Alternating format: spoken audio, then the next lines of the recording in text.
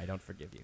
So we will talk some Chiefs today. There is a chance we'll hear from Orlando Brown. So that could take place today. If not today, probably be a pretty good chance tomorrow that we will hear from Orlando Brown. So we'll see. But we'll hear from the Chiefs today coming up in maybe an hour or so whenever practice is over. Adam Teicher will join us in the 1 o'clock hour. You know, typically we talk to Adam at 11 o'clock, but that would be odd if we had a conversation while he's sitting there in the tent with the media while the other people are talking and we're discussing things with Adam. That would be rude. So we don't want to do that. So we will wait till 1 o'clock. Adam will do his job, and then he will hang out with us in the 1 o'clock hour and get his thoughts on what he's seen over the last week or so, because we talked to him last Tuesday, and that was the off day before camp really started to get rolling. And a couple of things that I asked him was, you know, wanting to know what his storylines, what his focus was going to be on. And his number one thing was looking at, you know, the defensive line and looking at wide receivers. And let me pull up exactly, you know, what he had said. I'll have it exactly when I actually talk to him. A lot of pages to flip through. Well, I've got them all right here. Number one was the defensive line.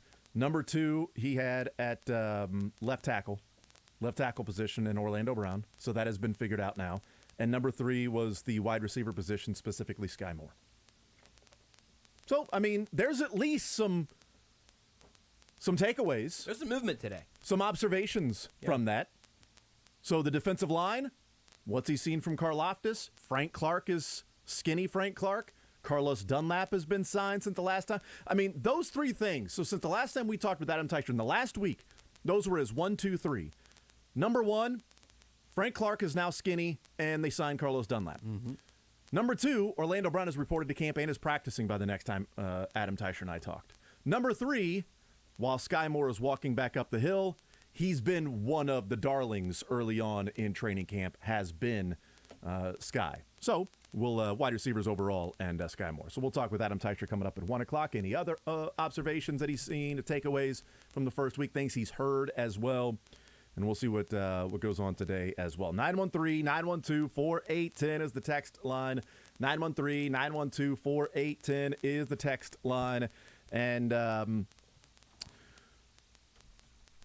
we'll at some point get back into the Deshaun Watson ruling. Reading a lot about it last night, trying to figure out all of the different ins and outs in the CBA and what Judge Sue Robinson was going off of and why she went with 6 games and the history with the NFL and the due process issue, which is what a lot of this comes down to, and why 6 games was the magic number and the mitigating and aggravating factors that went into her decision, and then what the decision now is going to be for the NFL, what the pros and cons of the NFL if they were to appeal or just simply stay with the status quo, what the impacts of that could be, doing a lot of that, developing more thoughts. And oddly enough, while there's been a lot of, this is just simple, what any judge would have done is what Sue Robinson did because she was working within the confines of the CBA and precedent and looking at things that were written. And if you want to have then the nonviolent sexual assault, which labeling it nonviolent is a conversation for probably the appeals process if the NFL wants to go down that route, then the NFL, with due process would have to then include that. And so therefore the players and the union would have to know what the punishment would be for whatever crime they may be committing or non-crime or just conduct policy in general, personal conduct policy, that those things would have to be implemented. And the only thing that they did was after Ray Rice, they put in a minimum 6 games for the violent offenses for the NFL personal conduct policy. And that seemed to be that 6 games was a very big sticking point for her, which we can get into and talk about as well. So yeah, I figure I'll hold some of it till we really have time to kind of have all the space we need to talk about this today. Yeah. But the idea of, hey, there's no precedent for this in punishment being uncoupled from the fact that there's no precedent in this from a offender perspective. Yeah. There's a lot of places where I would have some very direct questions about the judge's logic, and then also what the NFL does now. Because whenever people say that he's been suspended for 6 games, that is step one with a second step still to come, where the NFL is going to make some news one way or the other on if they want to extend it or appeal it or not. And so that's going to take another day or two. Well, here's the other thing, too, and we'll get into this. Take another day or two. Right. We'll get into this later on just in more in depth, but something else that we'll talk about later on, and no problem pointing it out now and even a couple of times because this is a part of the timeline is what the NFL is thinking about doing. September 11th is the first game, so you've got about 5 weeks. If the league were to appeal, Roger Goodell would have his decision before then. So if he goes with a year-long suspension or an indefinite suspension in the appeal, you can 100% expect that Deshaun Watson and his camp will then sue the NFL, and you can 100% expect that Deshaun Watson, his camp, lawyers, the Players Association will then file an injunction for a stay of his punishment, of his suspension, and therefore there's a pretty decent chance that September 11th, Deshaun Watson would be on the field playing football. And just as if we talk about precedent, think back to Deflategate with Tom Brady. May 11th, 2015 is when the NFL rendered the punishment for Deflategate for the Patriots and then specifically Tom Brady with his 4 games. He appealed. The appeal was denied by Roger Goodell. Shocker. Brady then sues the NFL. September 3rd, before the season starts, U.S. District Court ruled in favor of Brady and allowed for there to be a stay of the suspensions. The NFL then immediately appealed that. Brady was allowed to play throughout 2015 while the appeal was going on to the U.S. Court of Appeals. That hearing was March 3rd, 2016 is when they had the hearing in the U.S. Court of Appeals. April 26th, the suspension was reinstated. May 23rd, Brady filed an appeal. July 13th, the Court of Appeals denied his appeal. July 15th, Brady announced he will not appeal to the U.S. Supreme Court, has dropped it, will serve his 4-game suspension in 2016, starting on September 11th, 2016. 603 days after the punishment was announced, Brady served his first game of a 4-game suspension. That's, to me, is at least part of what the NFL would like to avoid. Yes, they have If to. they don't appeal to go to a year, part of it would be this lasting until 2023's football season. Although, if he's allowed to play this year on his $1 million salary, if he were to be suspended all of next year, he would then lose that entire $46 million salary. What a shame. So, just something to keep in mind. We'll get into some of those later on. But trade deadline day. I got some sparks for you over here on the stove.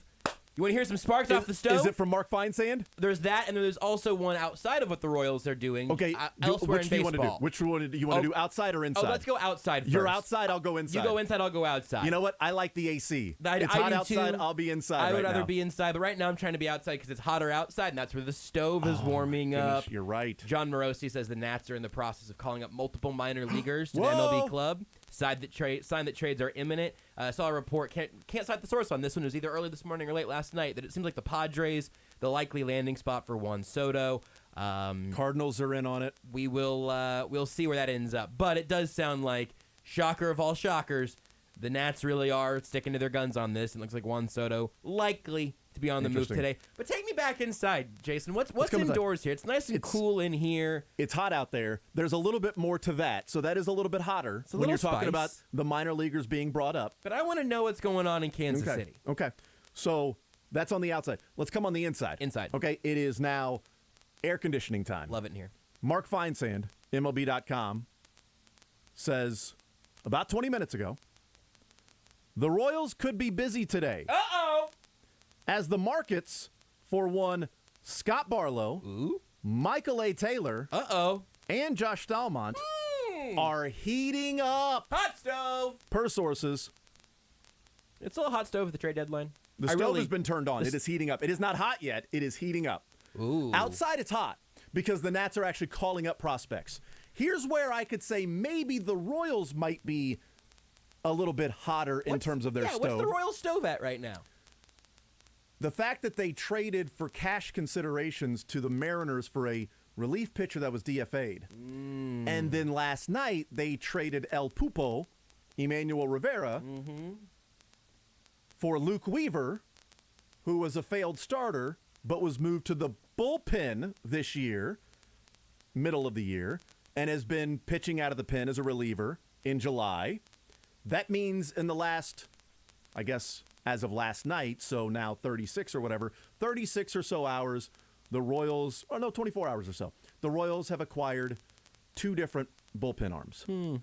Curious. One that will be with the big league club, announced that Luke Weaver will join the big league club, and another that is immediately placed on the 40-man roster, who then could be called up because he would be on the 40-man roster as a reliever. And the markets are heating up, per sources, to Mark Feinsand for Scott Barlow and Josh Stalmont. Also, Game 1, my brother sent me this text last night, and I thought it was a good point.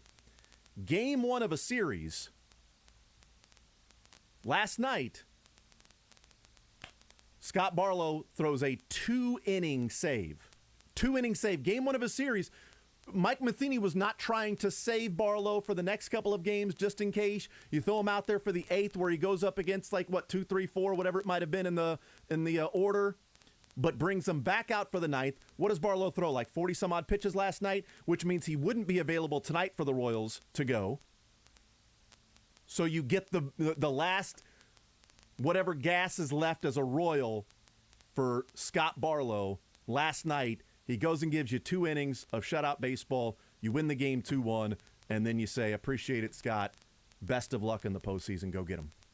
Do you remember what times? we said during a break yesterday about Brad Keller? I remember that. I don't know that we ever said it on air.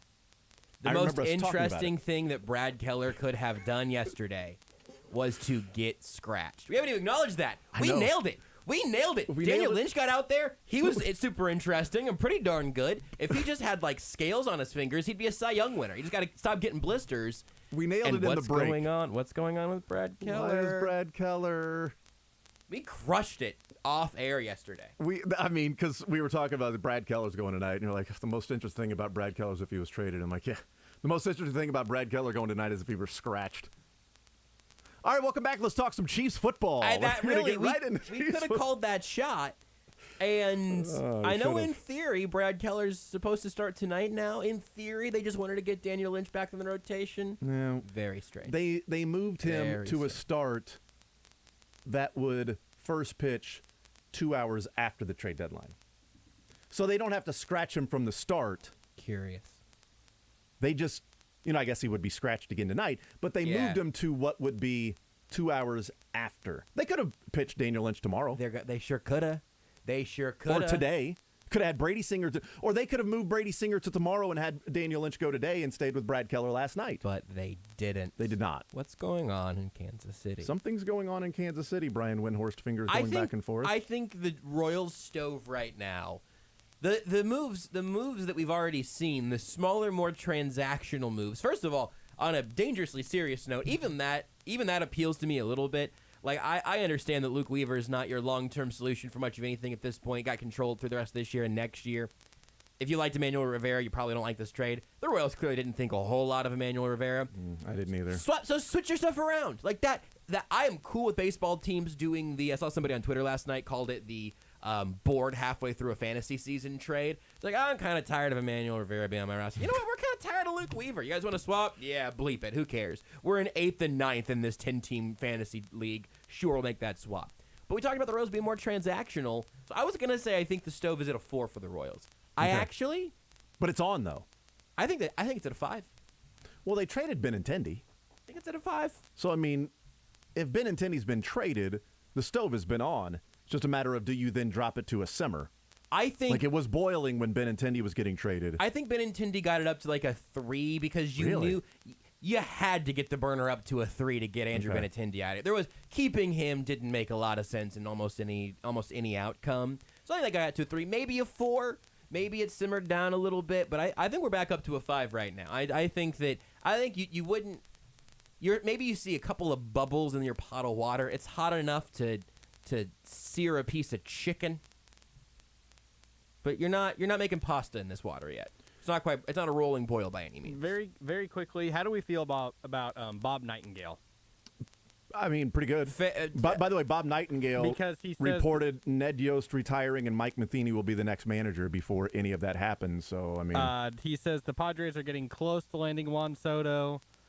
Deal's not yet finalized. And then also Jim Bowden just tweeted there's strong momentum for Juan Soto to the Padres. First reported by Joshua Brisco on The Zone. There you go. Was it really? I'm pretty sure I had that about 2 minutes ago. I think I nailed this one. Giving you credibility. I appreciate that. There you go. Yeah, Josh, from both sides here say insiders go. I don't see any problem with that. No, mine's no issue. There actually isn't an issue with that. The reports are that the Cardinals will not include Dylan Carlson in the trade package for Juan Soto. The Nationals have demanded Dylan Carlson or it's a non-starter. And if they do not include Dylan Carlson, then Soto will be a Padre or a Dodger. And if you're the Cardinals, don't do it because we want you to be bad. I was going to ask you guys about this. But here's the thing. But if you're the Cardinals and you've got outfielder Dylan Carlson, 23-year-old, finished third in Rookie of the Year voting last year. A lot of hope and promise as to what he could be this year. Took him in the first round a few years ago out of high school. So he's been a part of your organization a while. You've got team control for him for a while. Cheaper player. Or are you better off with Juan Soto over the next 3 years and paying him a crap ton of money to be Juan Soto, who, by the way, isn't he the same age as Dylan Carlson? Juan Soto, 23 years old? That sounds about right. I understand the pocketbook he's 23. issue, but your option here is to part with your beloved prospect for 23-year-old Ted Williams. Well, they're parting with beloved prospects, but Major League Baseball player Dylan Carlson, who finished third in the rookie year last year, and is OPSing over 700 right now as a 23-year-old. Is there a better word? There needs to be a middle of the building block, I guess. You're young enough that you're not a veteran, but you're no longer a prospect. Potential future star? Young potential it's future kind of a star? mouthful. Yeah, I know, right? We need one word. I'll work on it. You find the one word because but also prospect doesn't just tell the story because a lot of it is highly regarded prospect. You're right, that's true. Or much coveted prospect. Like for Juan Castillo, the fact that Cincinnati brought back the Baseball America does the midseason updates for their top 30 rankings in every organization. Luis Castillo brought back Noelvi Marte, Edwin Arroyo, Levi Stout, and then Andrew Moore, who was on the big league club in Seattle as a bullpen guy. Noelvi Marte, mid-season update, the Mariners' number 1 prospect. Edwin Arroyo, mid-season update, Mariners' number 2 prospect. Levi Stout, mid-season update, Mariners' number 10 prospect. They got 3 top 10 prospects from the organization, and Marte and Arroyo are both top 50 overall prospects in all of Major League Baseball for Luis Castillo. So that's to where it's like, well, they got 3 prospects from him. They didn't get 3 prospects from the Mariners. They got a freaking haul from the Mariners for Luis Castillo, who still has team control for a year, so it's not a rental player, right? So you better give up something if you're Seattle. You want to finally make the playoffs again, and this guy, you'll have him next year as well, so they're making deals, they're making moves with the Mariners, but they are paying a steep price for Luis Castillo. So there's got to be something for different level of prospect, for sure. Because the Mariners traded 3 prospects for Luis Castillo, and the Yankees traded 3 prospects for Andrew Benintendi. There's a hierarchy. Yeah, you figure out the word. Dylan Carlson is 2 days older than Juan Soto. Man, 2 days. Crazy. That is crazy. That's the hot stove timer's up. Hot stove. The first segment timer is up. We'll take a timeout. We'll come back. We'll continue rolling. Want to get into a little bit more about what the last couple of days have been for the Royals, what today could be for the Royals. We'll hear from the Chiefs coming up in the 11 o'clock hour. Got a lot of Chiefs football to talk about today, some other things in the NFL. Adam Teicher at 1 o'clock. More Zone next. Follow the show on Twitter at J810Anderson, at JB Brisco, at Beards McFly, and at Sports Radio 810.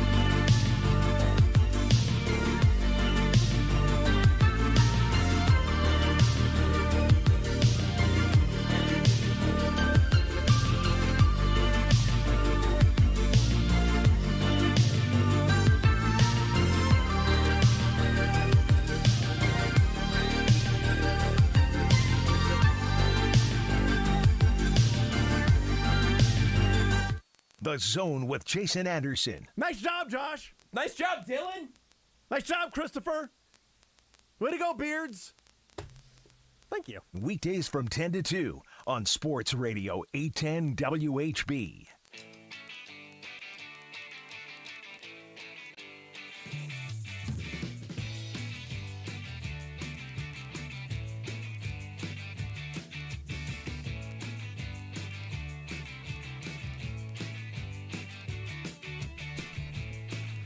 All right, we continue right here on Sports Radio 810 WHB.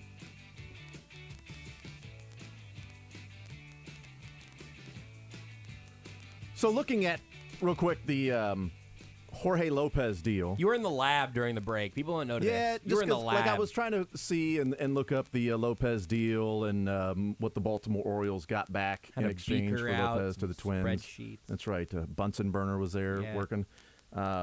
They got right-handed pitcher Yenier Cano. They got Juan Nunez, also right-handed pitcher. Both those guys are 28 years old. One still in A-ball. Another that's with the big leagues for a little bit. And then Cade Povich, who midseason at Baseball America was the number 21 prospect for the Minnesota Twins. For Jorge Lopez. There's also another low-level prospect, according to Rosenthal, that will be heading back to the Orioles in exchange for Jorge Lopez. So, doesn't really feel like there was a whole lot to that. I'm looking at preseason now just to see like if any of them showed up anywhere else on this. And no. So we'll see what the Royals can get back for Scott Barlow. But difference being, Barlow's got team control next year and through 2024. Stalmont's got team control all through next year as well. So just wanted to look that up as well. 913-912-4810. We have an update with Orlando Brown at practice. He has left the field, but this is what is planned. He's going through the acclimation period, so he has left the field. But, Josh, there's an update with Orlando Brown in a press conference today. What? Stephen St. John of Sports Radio 810 WHB says Orlando Brown will be speaking to the media after practice today.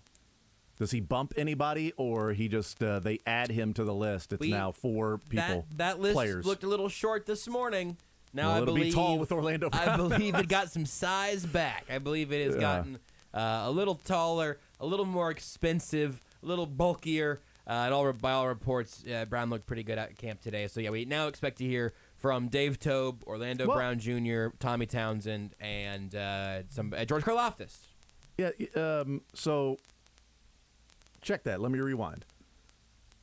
It's usually 3 players with a coach. Right. So it was announced 2 players with a coach. Correct. Dave Tobe, Tommy Townsend, George Karlaftis. So they were leaving room for somebody to be added at that time. Not to bump somebody else. Exactly. Right. Exactly. Okay. More updates on Juan Soto. The Padres are on the verge of acquiring Juan Soto. They are in the final stages of the Padres getting Juan Soto. So, Padres not messing around. They get Hader and they get Soto. We'll see. They end up landing Soto. We also should get some sort of update, probably just from the Chiefs, on if there's any official word on Sky Moore. Again, no report that he made it back down to the practice field at any point. Walking up the hill on his own is certainly a good sign, but any sort of nick or knock during training camp makes you a little nervous. Patrick Mahomes out there today, by the way. So all of that from yesterday. Yep. Seems good. All right, so we'll see what happens. Anything with the Royals as well. So Juan Soto was obviously the big name that's going on, nearing the final stages with the Padres. That's now just coming down. It seems some of the other reports today, the Cardinals are not willing to put in Dylan Carlson into the deal. They want to do a deal, but not with Dylan Carlson. They want both Soto and Carlson, and the Nationals have simply said without Carlson, we're moving on, which meant that the Padres and the Dodgers were the most likely to land Juan Soto, and it looks like the Padres are the ones that are willing to go more all in on that. Does that include, C.J. Abrams, Robert Hassel? I mean, Camposano, catcher, all these guys that were, top 100 prospects in Major League Baseball that were a part of the Padres system. That, you build the farm system to either then those guys advance to the big leagues and you then have these really good players, or a Juan Soto becomes available and you go, okay, well, hey, we've got 3 players in the top 50, and we've got 2 top 25 prospects in all of baseball. So here's a young shortstop, C.J. Abrams. Here's an outfielder in Robert Hassel III. Here's a catcher in Luis Campuzano. Here's an outfielder in James Wood that's also the 62nd best prospect in baseball. And we'll throw in Jackson Merrill, the 84th. But, they've got 5 guys in the top 80 of the updated midseason top 100 at Baseball America. The Padres have the ammunition, and I'm tired of people calling the Padres a small market team. Just as I'm tired of the Houston Astros being called a small market team. Define market, please. Small market. Yeah, they're a small market. They are the biggest grocery store chain in a village. And it's like, they're just part of this small town. It's a small town grocer. It's a small town grocer. No, they're not. But they've got the resources, and we know in San Diego they should have the money as well to be able to sign said Juan Soto. On a familiar name note, Mike Petriello at nowofmlb.com tweeted, just tell me how this deal ends with Eric Hosmer playing first base for the Nationals. And then the Cespedes Family Barbecue Twitter just quote tweeted it with Big John Wall on the Rockets energy. Just looked it up. Do you know how much money is hanging around here on the remainder of Eric Hosmer's deal with the Padres? He still got 70? It's you know what? Actually, it drops off after this season from $20 million in base salary to a mere $13 million in base salary. Yeah, I'm a number of years off, obviously, on that. He has 3 $13 million years after this year to get him to a full 131 on the life of the deal. Per John Morosi, the Padres and the Nationals have agreed in principle on a Juan Soto trade with Josh Bell also going to San Diego. Okay. All righty then. So Josh Bell. Beards McInsider. Good report, Beards. It's Insider Helm. Whoa. I didn't say that. Who? Nobody. Don't worry about it, man. Josh Bell this year with the Washington Nationals so far is OPSing at almost 900. He has almost as many walks as strikeouts, an on-base percentage of 384. He's OPS plusing at 152. Padres are going to have Juan Soto and Fernando Tatis on the same roster. If Fernando Tatis is your second best player, things are going well. What's the rule on players that are traded? Because a 3-team trade, then guys will move different teams.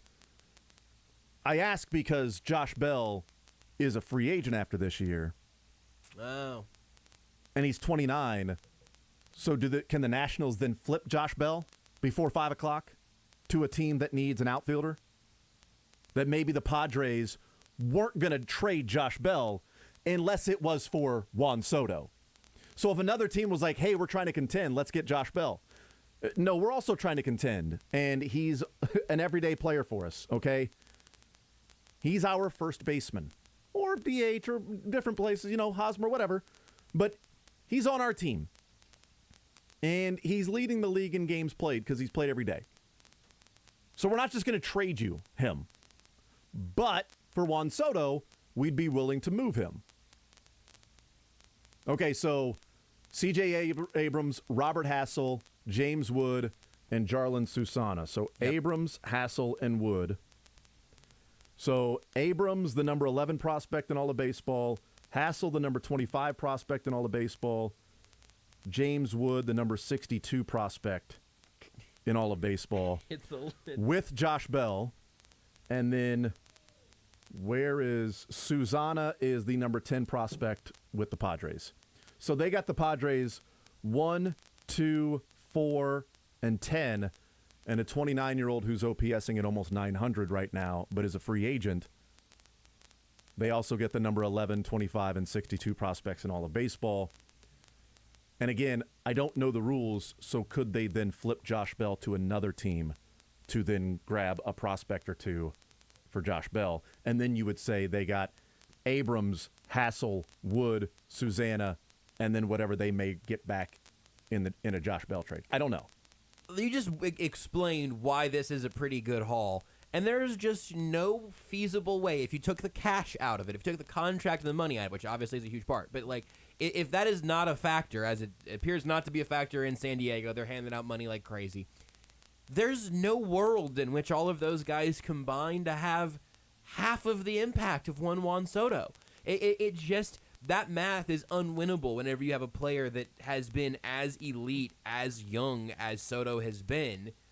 And I also understand why the Nats had to do it, because they weren't going to put a 5 at the beginning of that. Jeff Passan also right now putting it out himself. San Diego Padres finalizing a deal to acquire superstar outfielder Juan Soto from Washington. One of the biggest deals in baseball history goes down, and it sends the 23-year-old to San Diego. Oh, yeah, where he will team with not just Fernando Tatis Jr., but also Manny Machado.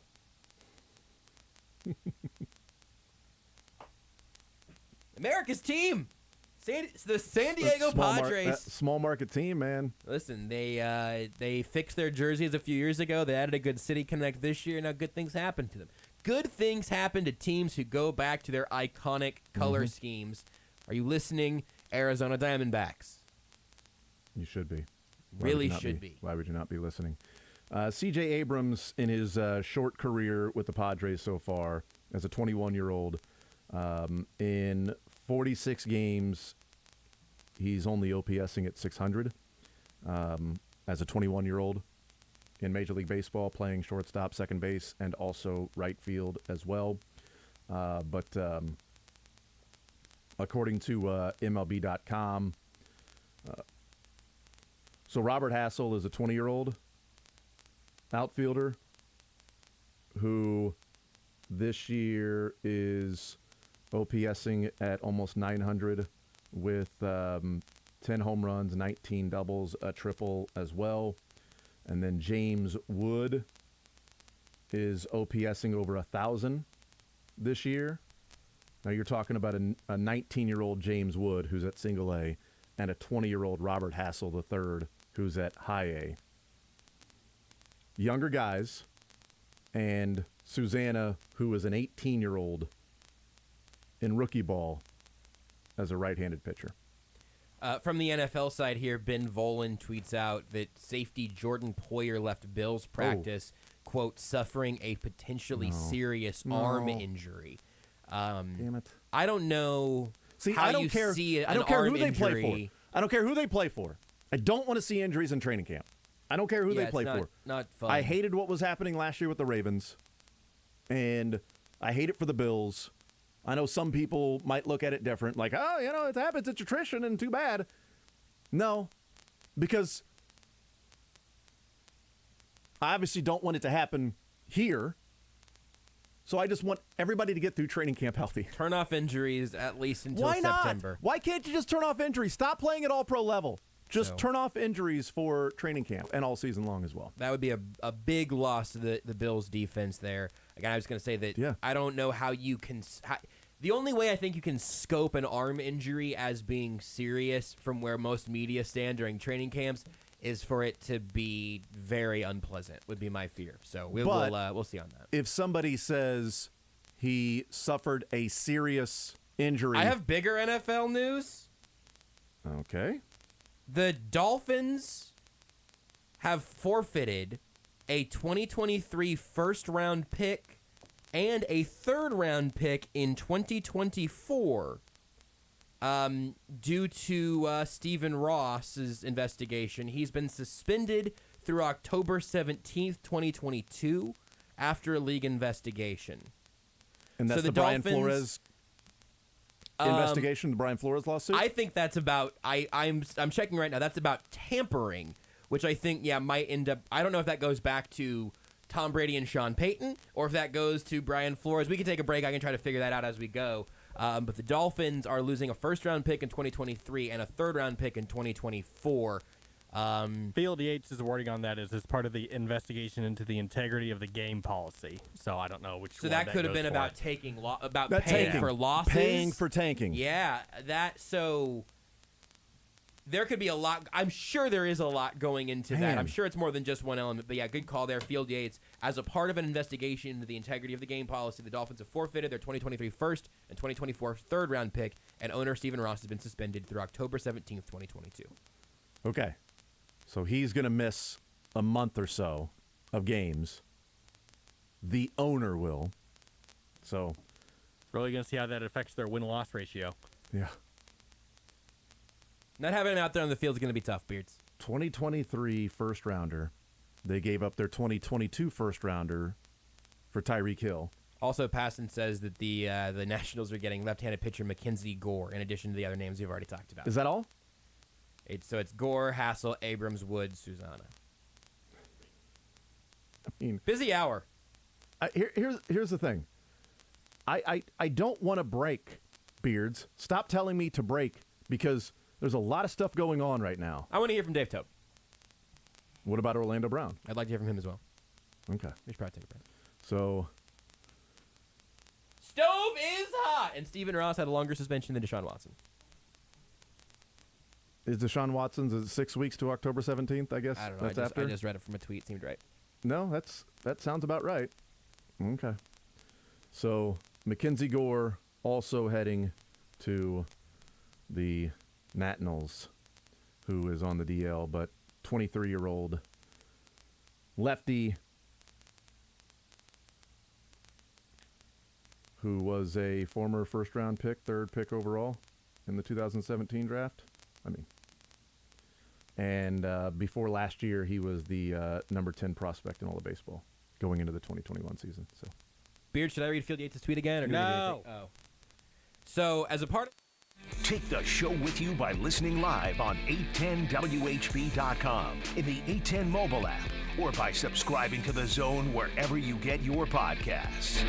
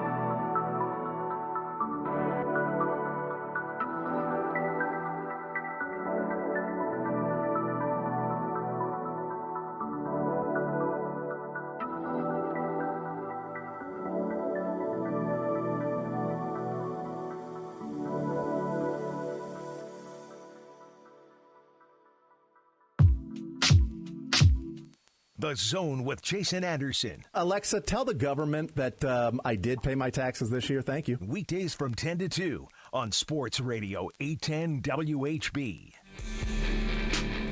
All right. So, the trade. You got this. Juan Soto, Josh Bell. Bell and Hosmer are going to trade teams playing first base. So the Padres, which makes sense, the Padres do not now have multiple players at first base with Bell and Hosmer. They have traded Hosmer along with the prospects and Mackenzie Gore, major league player, for Soto and Josh Bell. So the Padres have just taken their first baseman in Eric Hosmer, fine player, having a fine season, OPSing at 727, and exchanged him for Josh Bell, OPSing at almost 900, and added Juan Soto, and they gave up a left-handed pitcher on the DL right now, or IL, and prime prospects.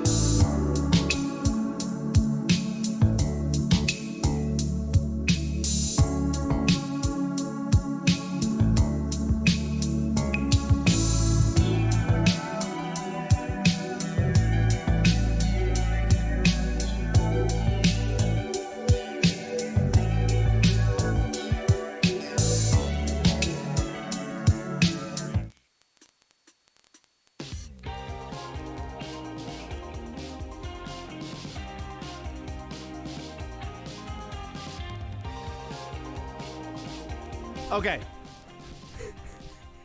Deep breath. Unbelievable hour. Unbelievable hour of just news and things and movement. Orlando Brown's going to talk today with the media when the Chiefs head to the podium in maybe 20 minutes. Juan Soto has been traded from the Nationals to the Padres with Josh Bell, but it's not finalized yet. The deal includes Mackenzie Gore, left-handed pitcher with the Major League Club with the Padres, 4 prime prospects, 3 top 100 prospects, 2 in the top 25, and another prospect that is the number 10 prospect in all of in the Padres system. So those are the 4 prospects. And it was reported as 1 more major leaguer. That major leaguer is Eric Hosmer. So Jeff Passan reported 1 more major leaguer, and then under that put, this is the only holdup to finalizing the deal.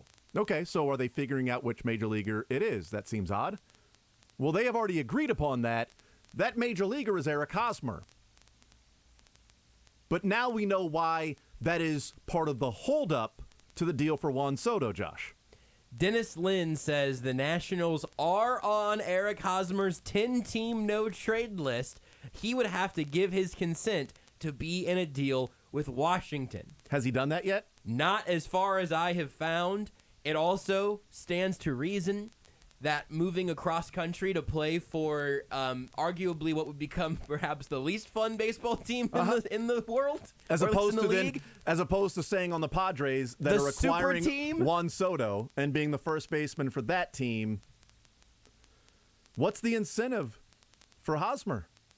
Right, being a team guy, being a good guy, but that's not like team guy for a team you're leaving. Right, but you're leaving that team. Yeah. You're a team guy for them saying we don't want you anymore. Hey, great job. We appreciate you being here. You helped these young guys along the way, and we started this building and winning culture, and you were a part of it. It's why we paid you all that money. Appreciate it. We're going to go get a better first baseman, at least offensive first baseman in Josh Bell. Enjoy DC. But he has not, according to reports, he has yet to agree to that, to waive the. So it's not that, well, he's going to. There is still a hang-up in the deal, and that is, as of now, Hosmer has not agreed to waive his no-trade clause to the Nationals. I have 17 tabs open right now.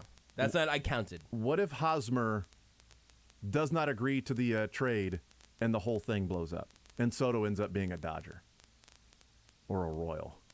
Here it is. Eric Hosmer, long play. Thank you. Oh, my goodness. Let's game this out. This guy is looking so long. You want to talk about a team guy? Finally, the loyalty from Dayton Moore to his players is repaid. Juan Soto on a sweetheart deal. That's right, because of Eric Hosmer.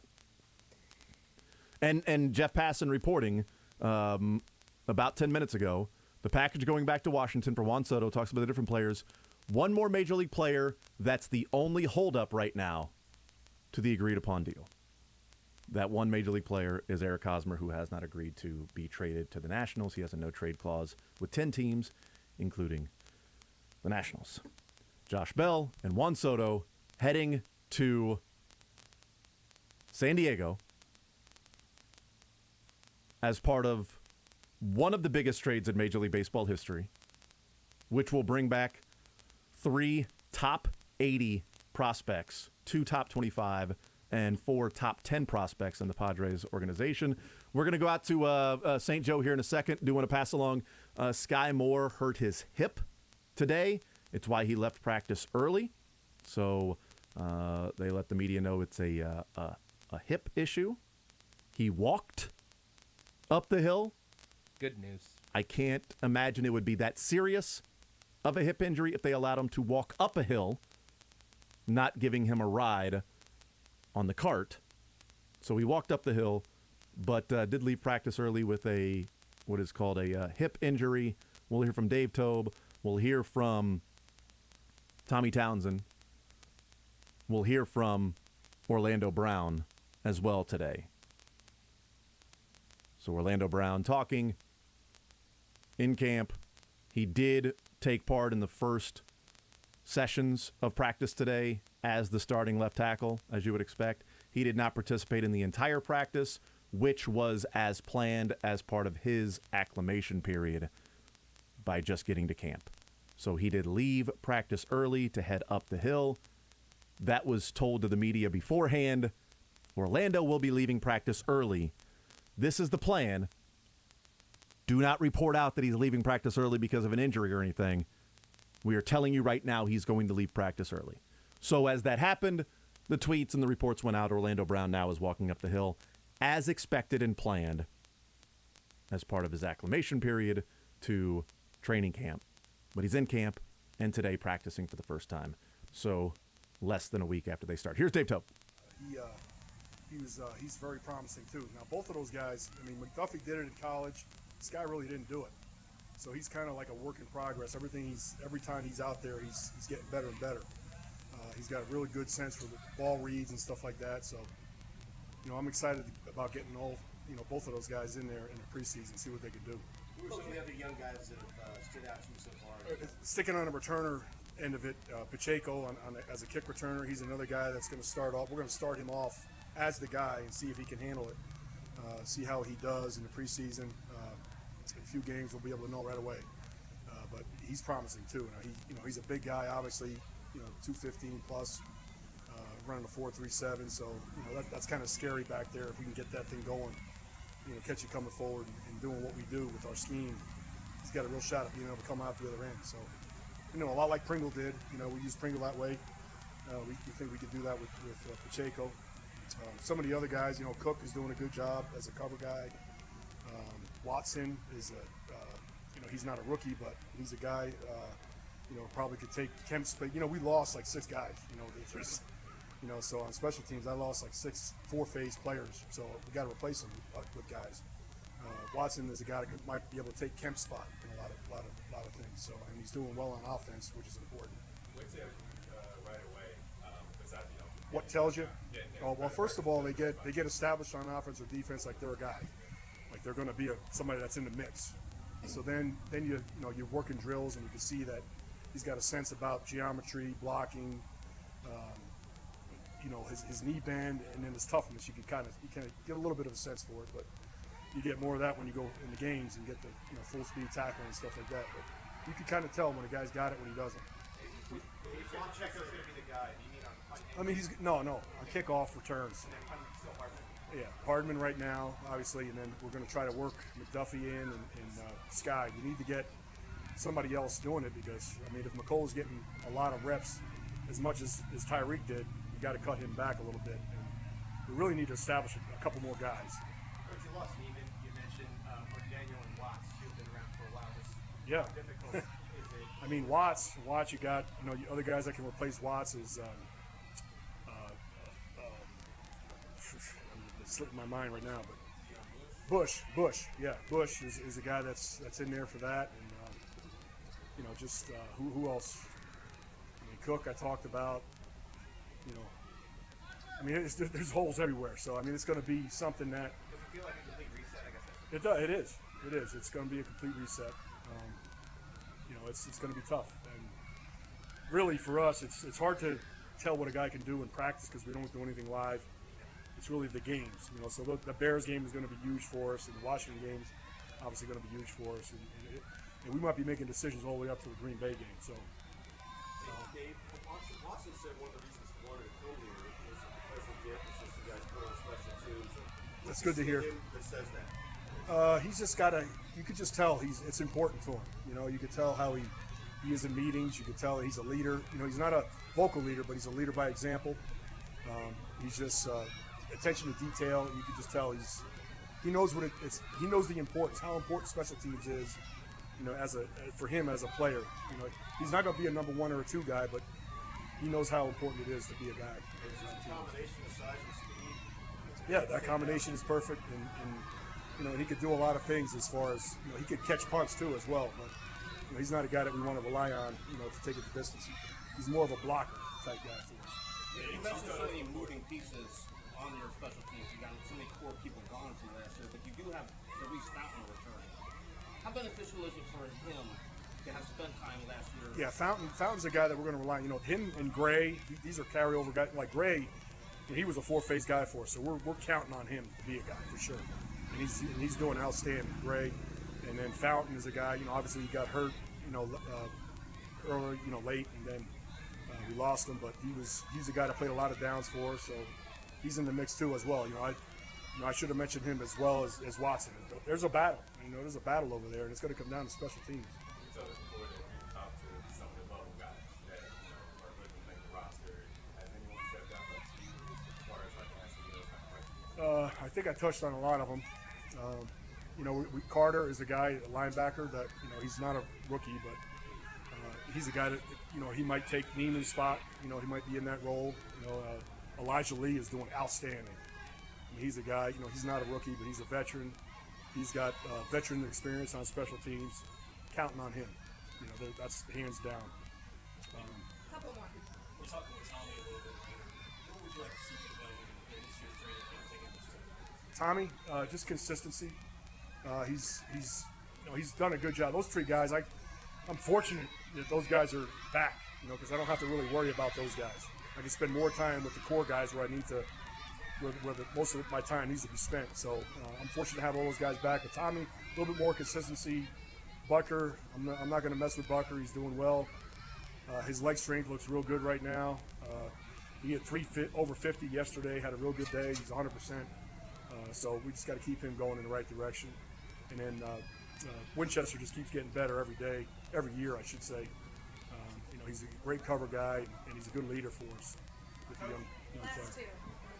I know that Coach says things have changed a little bit. You've been around him a long time. You've coached a long time. How much has Coach changed over the years? How he runs camp, how he approaches he's getting a little older. I don't know. He's not getting softer, but he's catching up with the times. Everybody.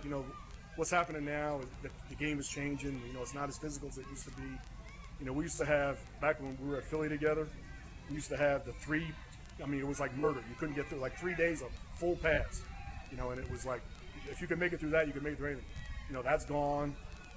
I had a drill called a star drill. We can't do that anymore, so that's gone. So really, that's the thing that's changed the most is him adapting to the new rules and the new ways the players think. They think differently now, and you have to adjust. If you keep being the same, you can't survive in the NFL. You have to change. So his willingness to change. Dave, Last one, Steven. as a coach, what's your opinion of the Barney camp? Yeah, I think it's good right now. It's I don't know if it's going to teach any better. It's only a couple weeks that we got to wear it, so I think if it prevents 2 or 3 head injuries that you would have had, it's a good thing. Because pretty soon they're going to be off and we're going to forget it. Thanks, everyone. What was the star drill? The star drill was a drill we did. It kind of looked like a one-on-one kind of coming at each other, but I could argue against it, but it looked like it was something that they didn't want. Yeah, we were coming at each other at 5 yards, and one guy was a blocker and one guy was trying to get off the block, but there was a little bit of a collision there. And if you watched it on tape from afar, not being at the drill, if you were somebody in the NFL office, boom, it looked like something. It looked like the Oklahoma drill, and that's something they didn't want. So they just, nope, you're not doing that anymore. Coach, we see Coach Reed every day. We've covered him since 13. Do we forget how special he is and how successful he's been? Yeah, he's a special guy. He's so consistent. That's the thing that's the thing that stands out. That and his attention to detail, and it filters down through all the other coaches. Offense, defense, special teams. We're all the same way now, over time. So that's what makes him great. Thank you, All everyone. right, thanks. All right, there's Dave Tobe, special teams coordinator for the Chiefs, and boy, he has a job to do when it comes to picking out players and talking with Brett Veach and Andy Reid of who is going to be on this team because, as he said, it is a complete reset. There are holes everywhere. He mentioned that Watson could take Kemp's place, so that's interesting. He really likes him, talked about him by name. If you're talking about who the 5th and 6th wide receivers on this team would be, Watson's a guy that Patrick Mahomes has talked about as well. And then kickoff, Isaiah Pacheco is the man right now as the kickoff returner, but working in Hardman and McDuffie and Sky as well. They need more. Here's George Karloftis. It was a hot one today. It's been really good. Getting a lot better each and every day. That's all I could ask for. George, it really sounds like Frank has taken a liking to you. How does the relationship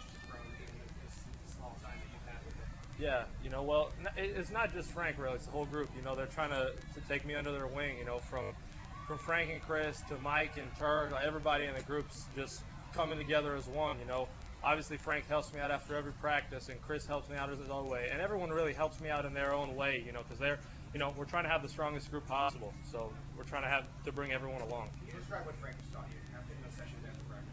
I don't want to give away secrets, but just little things about the game, man. Like the little vet intricacies that he knows, like stuff that was passed down to him from guys like Cliff Averill and Michael Bennett. He's passing that stuff on to me in order to help me be successful and this team be successful in order. Hey George, any things that you can share? What's the biggest thing that you picked up so far? The biggest thing that you learned that you can share? All about the speed of the game. It's all about the get off and rushing the passer after you stop the run.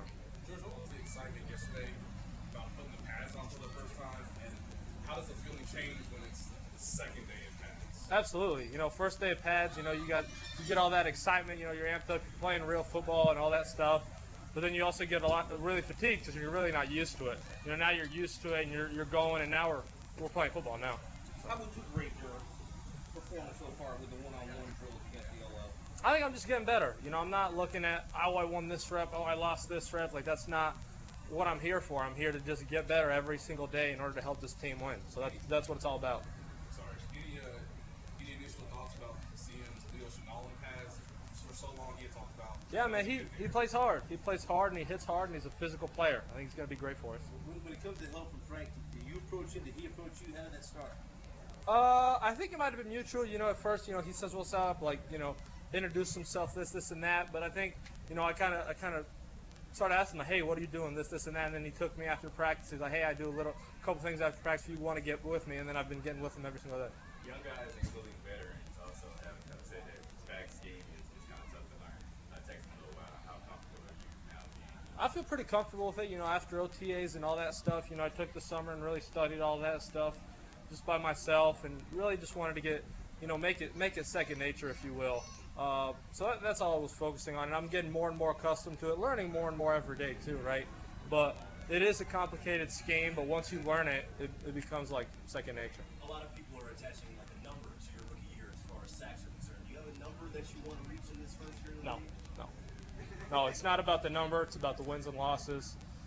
It's about playing in Arizona in February. So. George, how did you get so good at bull rushing? If that's what you're known for, if that's so your trait, how did you sort of build it towards? I wouldn't describe it as bull rushing. For me, I'm a power rusher. You see guys around the league. You see the speed guys. You see the power guys. You see speed guys like a Von Miller. But if you really look at the game and study the game, you see that over half the guys' sacks come from power. So just from that alone, you hear Von Miller talk. He has 100-some sacks. Over 60 of them or 70 of them are from power. So why wouldn't you just hone in on that? So that's all I've been working on. My coach, my freshman year, Kevin Wolthausen at Purdue, he told me speed to power. So I worked that every single day. That was the only move he taught me when I enrolled in spring ball. So I worked that almost every single day, and I based my whole game off of that. Besides Frank, who is another guy around the league that you want to take as far as Oh, I mean, there's a whole bunch of them. The league, right now has a lot of good pass rushers. I think, someone that I have a really good relationship, a really close relationship with, who just retired, Ryan Kerrigan. That's my guy. So I go to him for advice. Ask him things about the game, and really, I watched his film. Back from when he first got drafted, and even his latter years. Just watching him, because I think I play similarly to him, but there's a bunch of guys. I think I play like Khalil Mack. I think I play like a bunch of other guys. So. Trying to get little things and little bits and pieces from every single person's film, and just culminating that and using that for my style. So it looked like you did specialized training this summer.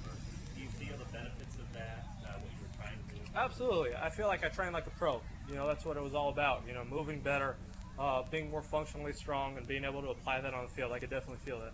George, how much do you feel like the group is looking forward to Carlos Dunlap coming in, and you specifically being able to learn from another veteran? Absolutely. We're pumped to have him in here eventually.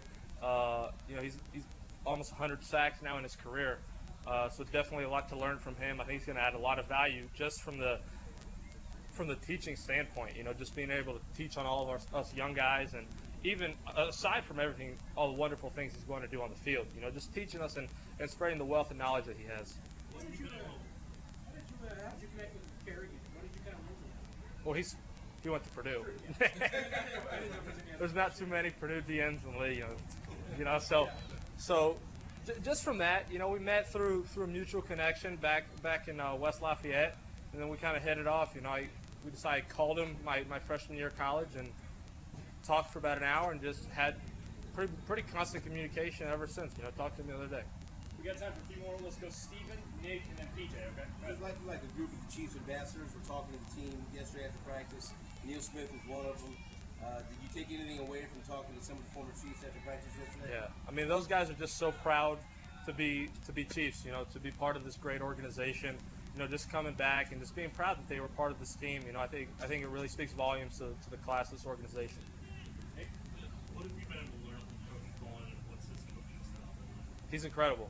I don't want to give away too many secrets in terms of technique, but for me, he told me he's going to be on me. He said he really liked me. That's why they drafted me. He's going to push me every single day to become the best player I possibly can be.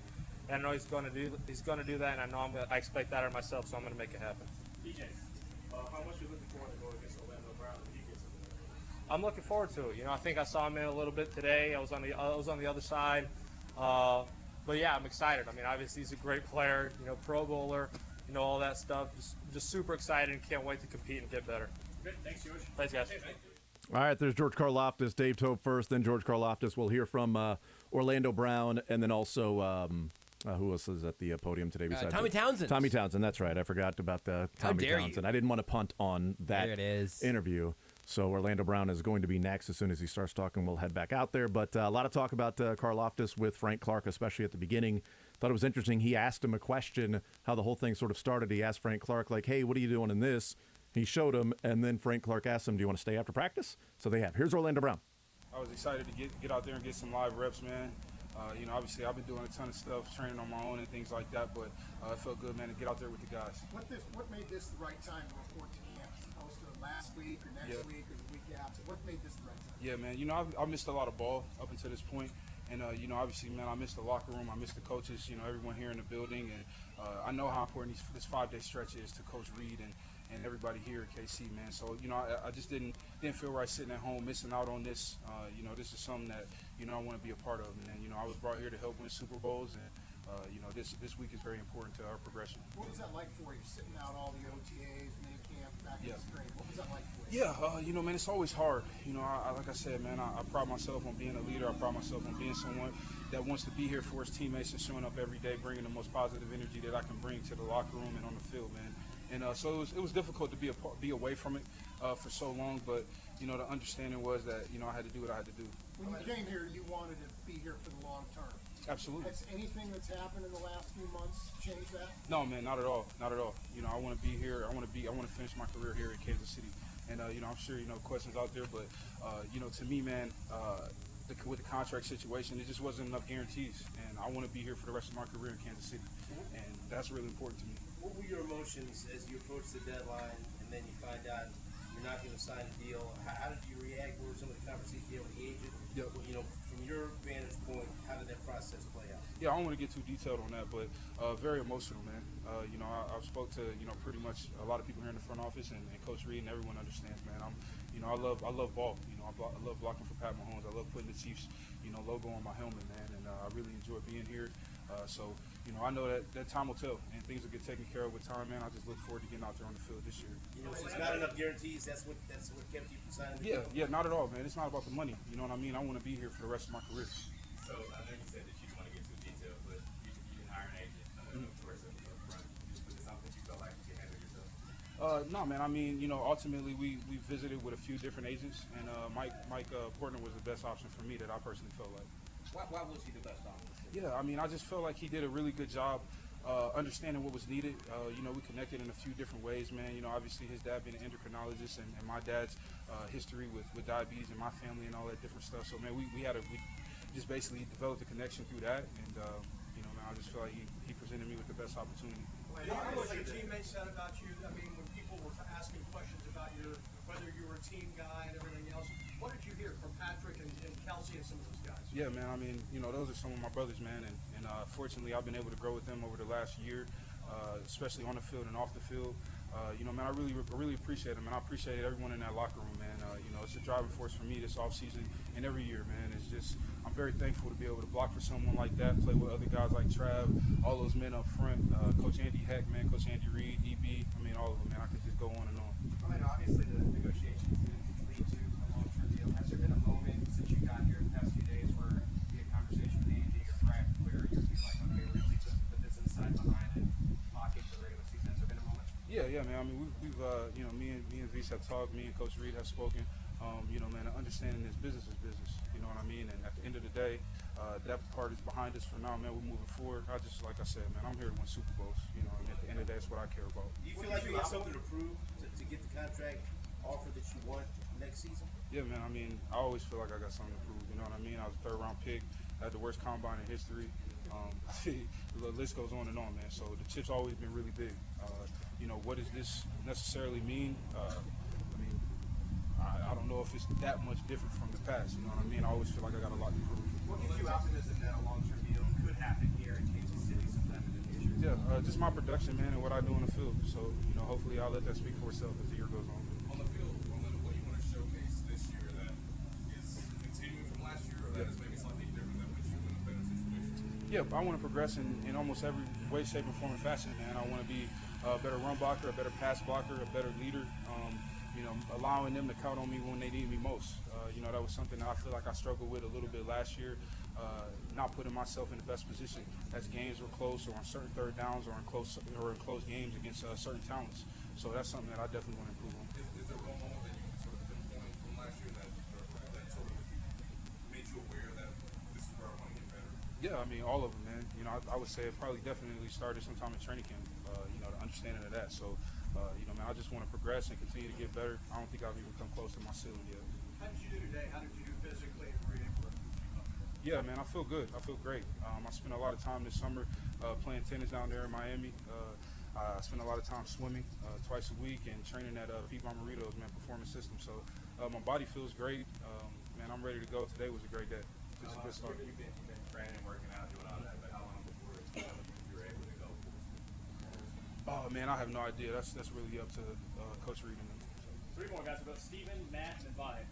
So bottom line for you, any hard feelings at all with the organization now that you're here? Oh, not at all, man. It's no hard feelings, period. You know what I mean? Like, nothing like that. It's like I said, I appreciate everyone in this building, man. They give me an opportunity to play football at the highest level and to be a left tackle. So I've got no animosity towards anyone in the building. It's nothing like that. You know what I mean? Like I said before, man, business is business, and I'm here to win Super Bowls. That's all I care about, is winning football games.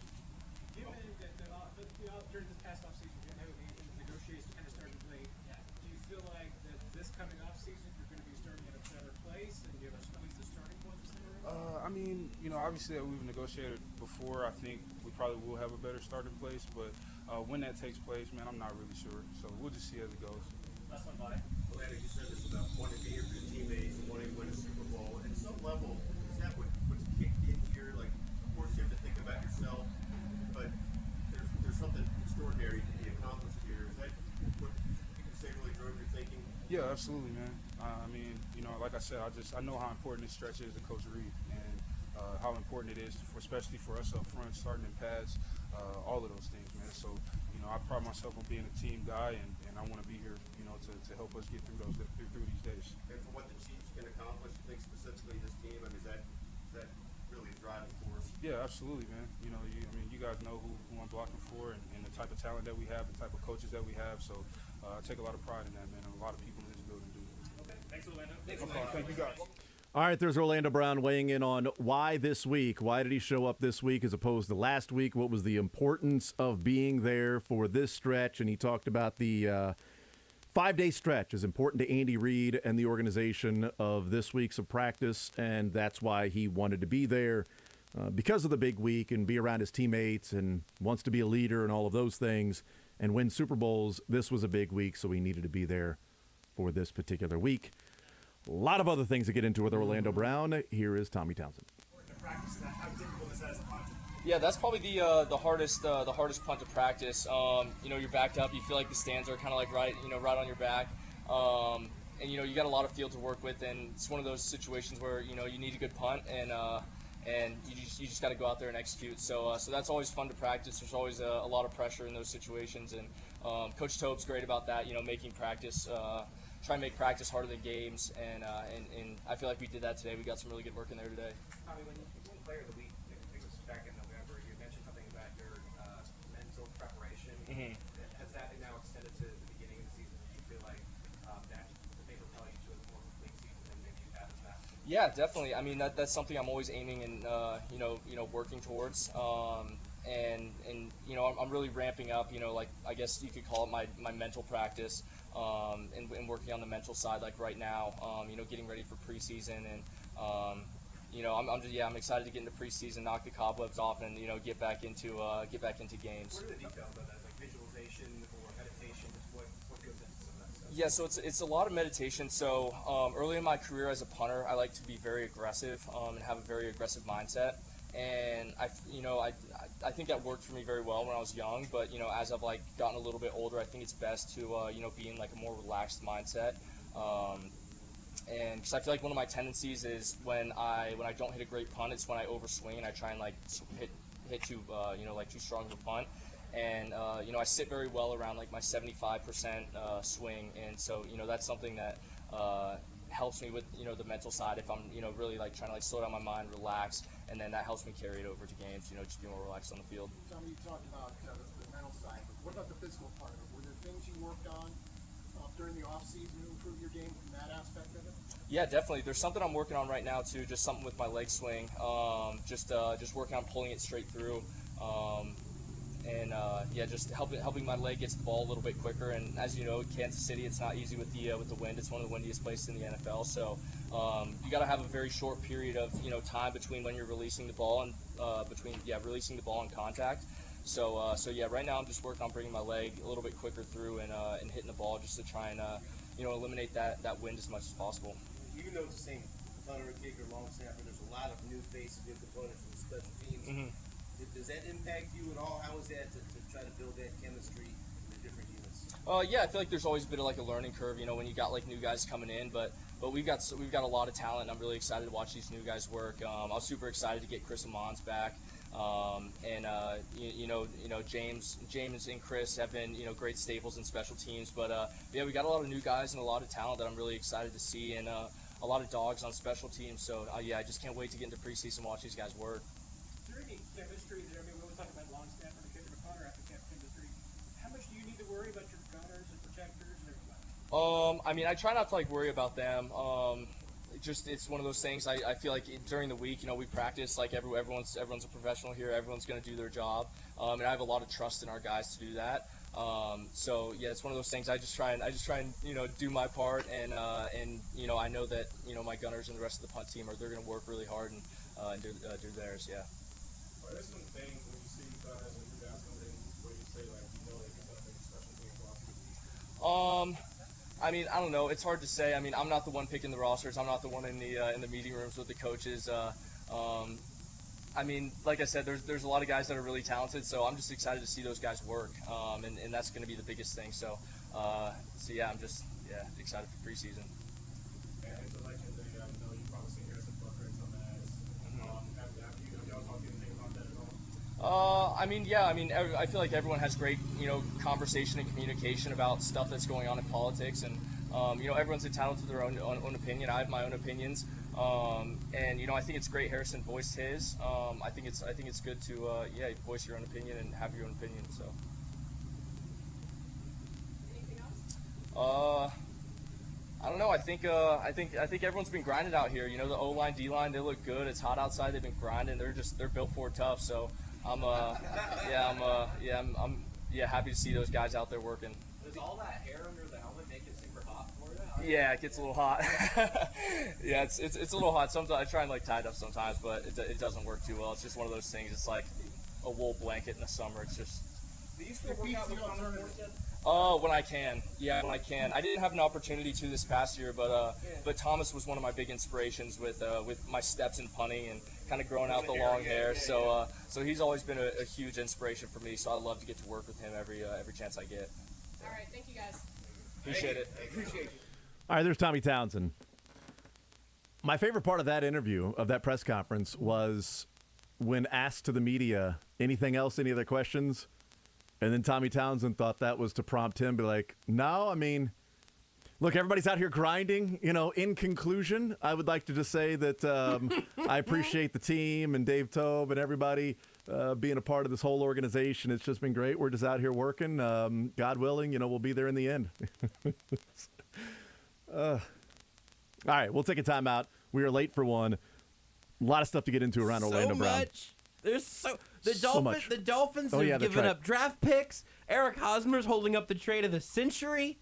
Yeah. What a day! If you're just joining us, Juan Soto has been traded to the Padres, but it hasn't been agreed upon because Eric Hosmer is a part of the deal, and Eric Hosmer has a no-trade clause to 10 teams, one of those being the Nationals. He has yet to agree to be traded to the Nationals. It is a massive, massive deal with 3 top 80 prospects, 2 top 25 prospects in all of baseball, and a couple of major leaguers, Eric Hosmer included, for Juan Soto and Josh Bell, heading to the Padres.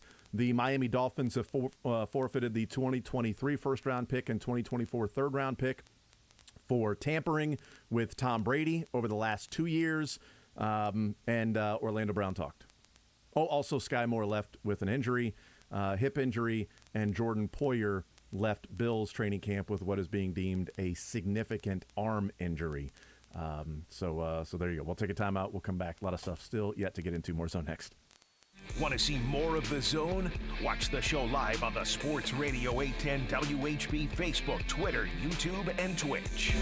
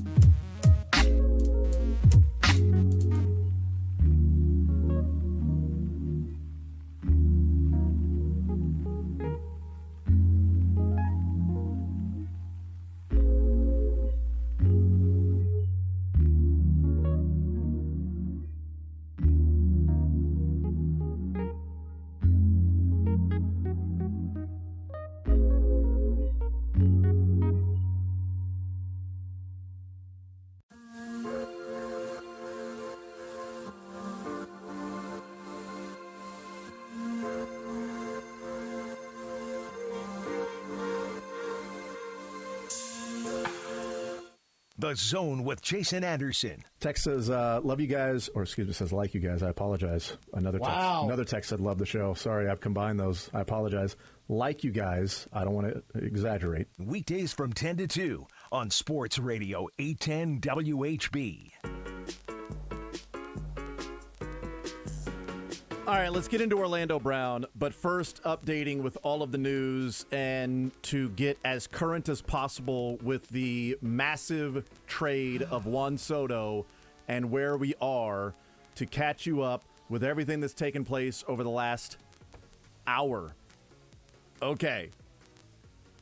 So, Juan Soto and Josh Bell traded from the Nationals to the Padres. The Cardinals were interested, but they refused to include Dylan Carlson. The Nationals said thanks, but no thanks. The Dodgers and Padres were going to be the ones that it came down to. The Padres sweeten the pot. They have traded 3 top 80 prospects in all of baseball. They're number 1, 2, and 4 prospects and 10 prospects in their entire organization. Mackenzie Gore, left-handed pitcher. He's on the IL, but a guy with a lot of promise. And another major leaguer. It was agreed upon. The deal was good to go. Reported as done. Jeff Passan then reported there was one hang-up left as to why the deal is not official, and it is with the major leaguer. That major leaguer was Eric Hosmer. What was holding up the deal is that Hosmer has a no-trade clause to 10 teams in Major League Baseball. One of those teams is the Nationals. He was caught off guard by this news, was not alerted that he was going to be involved in a trade, was not happy about the trade, and here's the update to all of these things. This is from Mike DiGiovanni, the greatest performance of Don DiGiovanni in history. Mike DiGiovanni, Los Angeles Times sports writer covering the Angels, Dodgers, Major League Baseball, other things as well, says hearing Padres' Eric Hosmer is not thrilled about being traded to Nationals. It will likely take a chunk of money or maybe an additional year added to his already 8-year, $144 million deal to get him to sign off on the deal. Soto, Hosmer, and Josh Bell are all Boras clients. Boras wants this to get done. Okay, there's going to be negotiations taking place. But Bob Nightingale has reported or tweeted just a few minutes ago, there are currently no active negotiations going on with Eric Hosmer and the Padres after he has rejected the trade. So I to have the an Nationals. update on that tweet. What? Great. Bob Nightingale, the Juan Soto deal is done with the Padres, and it does not include Eric Hosmer. There you go. There you go. So Hosmer didn't want to be. That's what I look when other people. It was before that tweet came in. My next point was going to be. So Hosmer's not going to be involved in the trade, and they're going to get it done, and the whole thing is not going to be broken up because or killed because Hosmer doesn't want to go to the Nationals. They'll figure out a way to keep Hosmer on the team, and then they will include another major leaguer, which is what's happened. And now, what the Padres can do is trade Hosmer to one of the teams that he does not have a no-trade clause to. Right? Bring him home. Because they don't want there to be, Josh Bell's your first baseman. Hosmer there, it becomes redundant. You traded for Bell. It did look like they were going to have to still pay a lot of his salary anyway. Well, apparently, so I don't know 100% what, though. The Nationals were only going to pay for the rest of his salary this year, and the Padres were going to take care of the final 3 years of Hosmer's contract. So the Padres were only the Nationals were only paying what was left of Hosmer's contract this year. Crazy. To get Hosmer for the next 3 years in his contract. The Padres were going to pay all of Hosmer's contract that was left outside of the remaining prorated portion this year. That is not the case. Hosmer's not involved. It is a different player that is involved to the Nationals. Beards. So, if you're not a Bob Nightingale fan, there's more here I've got. This is from Jim Bowden a few minutes ago, where the Nationals and the Padres deal does not hinge on Hosmer being a part of it. The deal is done regardless. And then Ken Rosenthal just replied a minute ago, source confirms what Jim is saying. Deal will go through with or without Hosmer. Padres still must decide what to do with him. Yeah. So it's just it's a little less so now than it was literally 2 minutes ago. But I mentioned this earlier. Like, you get enough prospect names in and prospects from somebody else's system, and eventually it becomes name static. I hear the numbers you say, but the names I eventually get lost to the void. This is as good of trade deadline drama and comedy as we've ever gotten from baseball, I think. And that makes me very happy. The other thing we were talking about is, like, they're trading their entire farm system, essentially, or the Padres, for Juan Soto. They were getting Josh Bell, sending back Hosmer. If they didn't trade Hosmer, would they move Bell for something else if he can be traded immediately to replenish their farm system and to get something else back for him? We'll see what happens with that, but Hosmer is rejecting the trade. He will not get traded to the Nationals. A tweet from David Adler on Twitter. Imagine if the Angels had traded Mike Trout on May 15th, 2015, when he was the same age as Juan Soto is today. That's amazing. 2015! Other tweets saying, this is the most power Eric Hosmer's had in a long time. Want to attend the WHB?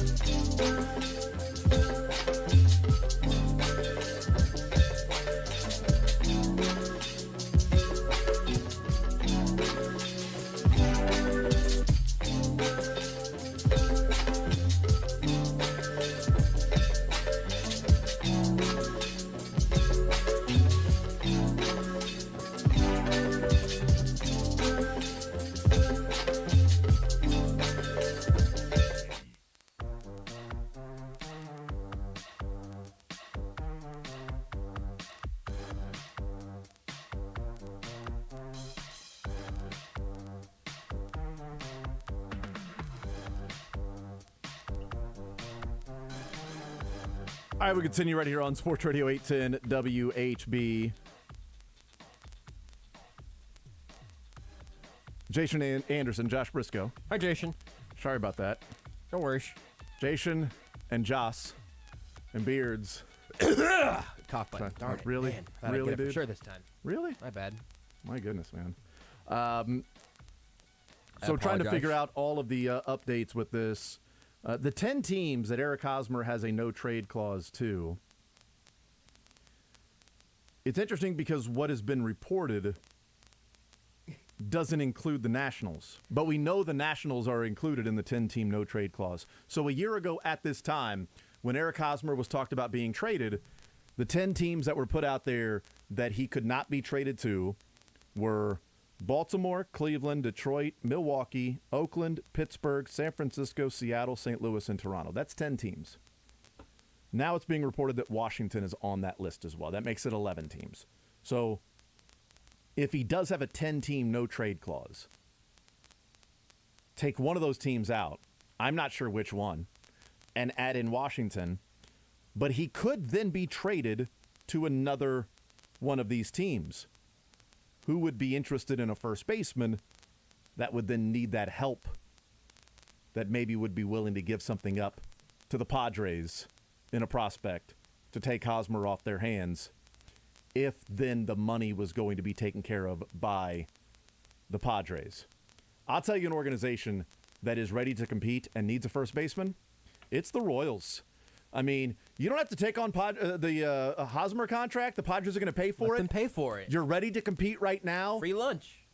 Who can possibly play first base for this team? Move Nick Proud of the outfield. I don't know who the first baseman is on this team. Not one. Who can? I don't even. Nobody can even probably move over there to play first base. No. Nobody has experience at first base whatsoever on this team. But no, in all seriousness, like Milwaukee, well, San Francisco, well, Eric Seattle? Hosmer, No? center fielder, maybe. I don't know. See if he could, move him to left field. Put him in left at least. So Eric We'd like to Hosmer see not his being traded. range. Other news that came out today. So all in the last hour and 15 minutes is when the whole Juan Soto massive historic trade has come down. He is going to be a Padre. It just does not involve Eric Hosmer anymore in that deal. And then I'm assuming they will trade Eric Hosmer to one of the teams that is not on his 10-team no-trade clause. Jeff Passan mentioning there were always different iterations. They knew that this was a possibility that Hosmer could get in the way. This appears to just be the first way that they hoped this would work out. Maybe Eric Hosmer said, no, thank you. It was the major league version of player to be named later. There was a major league player that was going to be involved with the deal. Here are a few options. Well, we want Hosmer first. Okay, let's go with Hosmer. If he doesn't accept, what's plan B? Will Myers. Okay, great. Like, I don't know. It could be. Who knows? We'll find out. 913-912-4810. Also, the Dolphins have lost their 2023 first-round draft pick and the 2024 third-round draft pick for tampering. The tampering includes Tom Brady going back to the season of 2019. The Miami Dolphins had been in contact with Tom Brady and various people around Brady about being a part of the Dolphins while he was still a Patriot. It then continued on into 2020. Still talking about him being a Dolphin, also part ownership of the team. It then took place in 2021 while he was still under contract with the Tampa Bay Buccaneers about being a part owner and also playing for the Dolphins. And the possibility of becoming an executive. And a possibility of him becoming a player, executive, owner. Right. While under contract with the Bucs. And they also had contact with Sean Payton while he was a coach of the Saints. That is what the investigation of the NFL has found out. They have also concluded that the Dolphins did not lose games on purpose. There was no incentive to Brian Flores or anybody else to throw games, to lose games from the top down. There was a confirmation that Stephen Ross said $100,000 to lose games but everybody the NFL talked to in their release said that was taken as a passing comment, that there was no weight to it whatsoever. It wasn't serious. There was no money that was ever going to be exchanged. And Stephen Ross did say 2019 should be about setting up draft picks for 2020, the 2020 draft, while then the front office meeting with Brian Flores saying, yeah, we don't give a bleep what he says. We're trying to win games, which then was backed up by them winning games late, including against the Patriots in Week 17. That helped the Chiefs get the bye in the first round. That was also included in the report from the NFL that they found that there was no incentivizing from the top to a coach to go and lose games on purpose to then fire said coach as well. So Brian Flores has put out a statement that he's disappointed particularly in that part because he feels that this was something that was sort of imposed upon him. Again, to your point, the NFL says, hey, they didn't intentionally lose games, but you do have those, quote, differing recollections about the wording, the timing, and context of the $100,000 offers. So as you said, it was not maybe they found it wasn't intended to be a serious offer. I think if you wanted to put your cynical glasses on, you could say the NFL really didn't want to add this week. Also, one of our owners was bribing his coach to try to throw games on purpose. So he said, oh, that was a joke. We'll just take the picks for the tampering, which, by the way, never became the story that it should have. There was always a little bit of disbelief that, they weren't really trying to poach Tom Brady to make him a coach exec quarterback owner, right? I remember being on the air when the tweet/report came out of, hey, guy was on Boston radio. I think it was all Ben Volen at the time. Yeah, right. And it was like, they were trying to get Brady was going to be a Dolphin and be an owner. And, and then the Brian Flores thing happened, and it all fell up like, what? Hold on. This couldn't happen, right? That sounds so absurd that, and then as it turns out, that was exactly what was happening for 3 years. Yes. 2.5 years, almost 3 years. This is a years-long plan. This was not a spur of the moment. Hey, Tom, you want an ownership stake? I mean, but because think about it.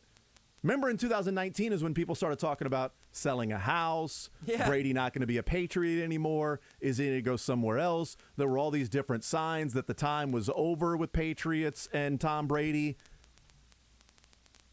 And now we know that there was obviously stake to the sizzle because he did spend his that year in New England, but he was also talking to the Dolphins about being a Miami Dolphin after that.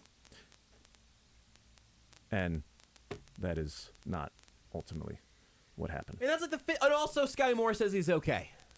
Mentioned that yet? Sky Moore on Instagram said he's fine. Yes, sorry. But then Brady left the Patriots after that and signed with the Bucs because of whatever happened with the Dolphins, whatever. Because they signed or drafted Tua at that point. So Sky Moore left practice early with a hip injury. He did walk off the field and walk up the hill on his own power. He was not carted there. He says now on Instagram he is okay. We could probably spend the rest of this show just playing ping pong with topics. It's like an improv game where say name a manufacturer of cars, and I say Ford, and you say Chevy, and I say Dodge. And whoever repeats one first loses. We might be able to do that with news items from today. Yeah. And just get through we might have new stuff keep popping up throughout the rest of the show. Let's just do that live. There's 2 more hours left of our show with less than 5 hours until the trade deadline. 4 hours, 50 minutes, and 50 seconds. 49, 48, 47. Can we just have Beards in the background do the countdown? Beards, can you do that for us? While we're talking about other things. Countdown to... You're at 40, 39, It's on MLB Network, actually. 38. I don't have MLB Network on here. Okay, we'll just start at 34.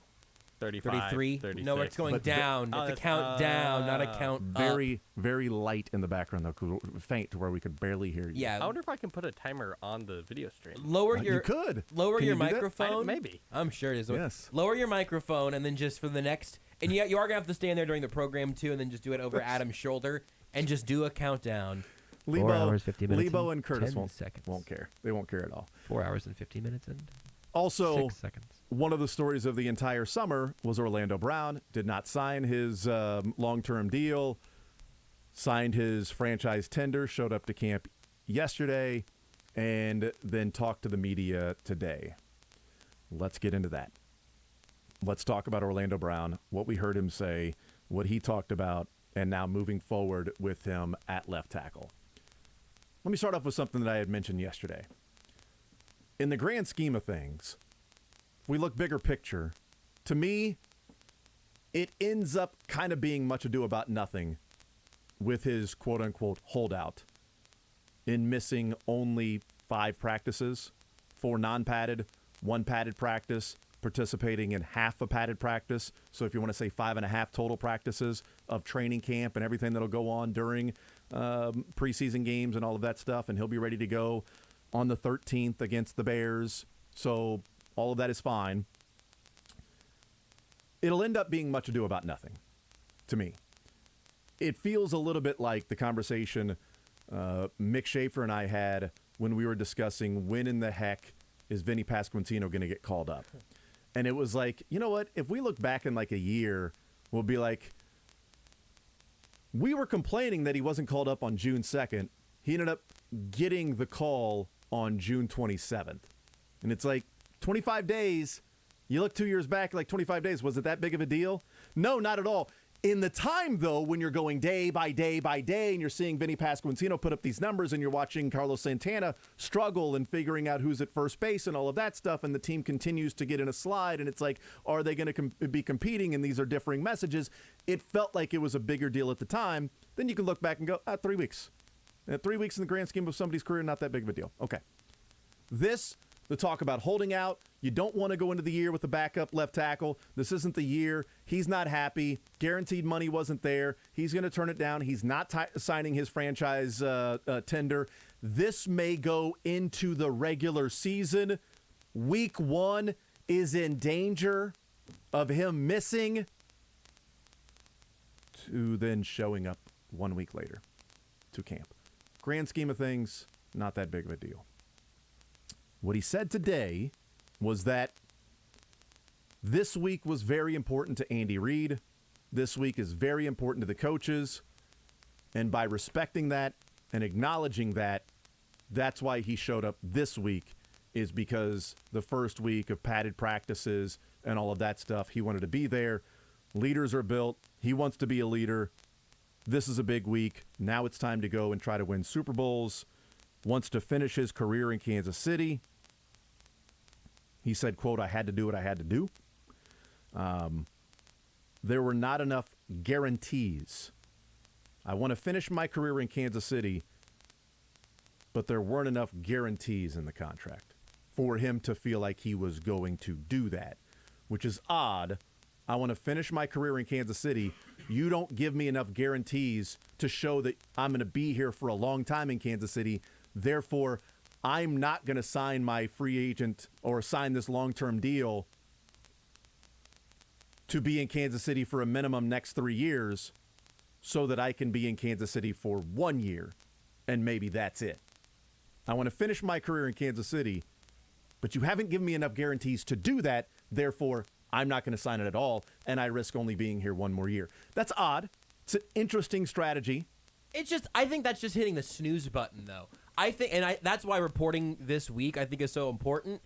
If you view this franchise tag and the negotiations leading from point A to point B as a snooze button, I think the logic makes a lot more sense than if you assume that it's him chucking an alarm out an open window in the traffic. Well, you can hit the snooze button all you want.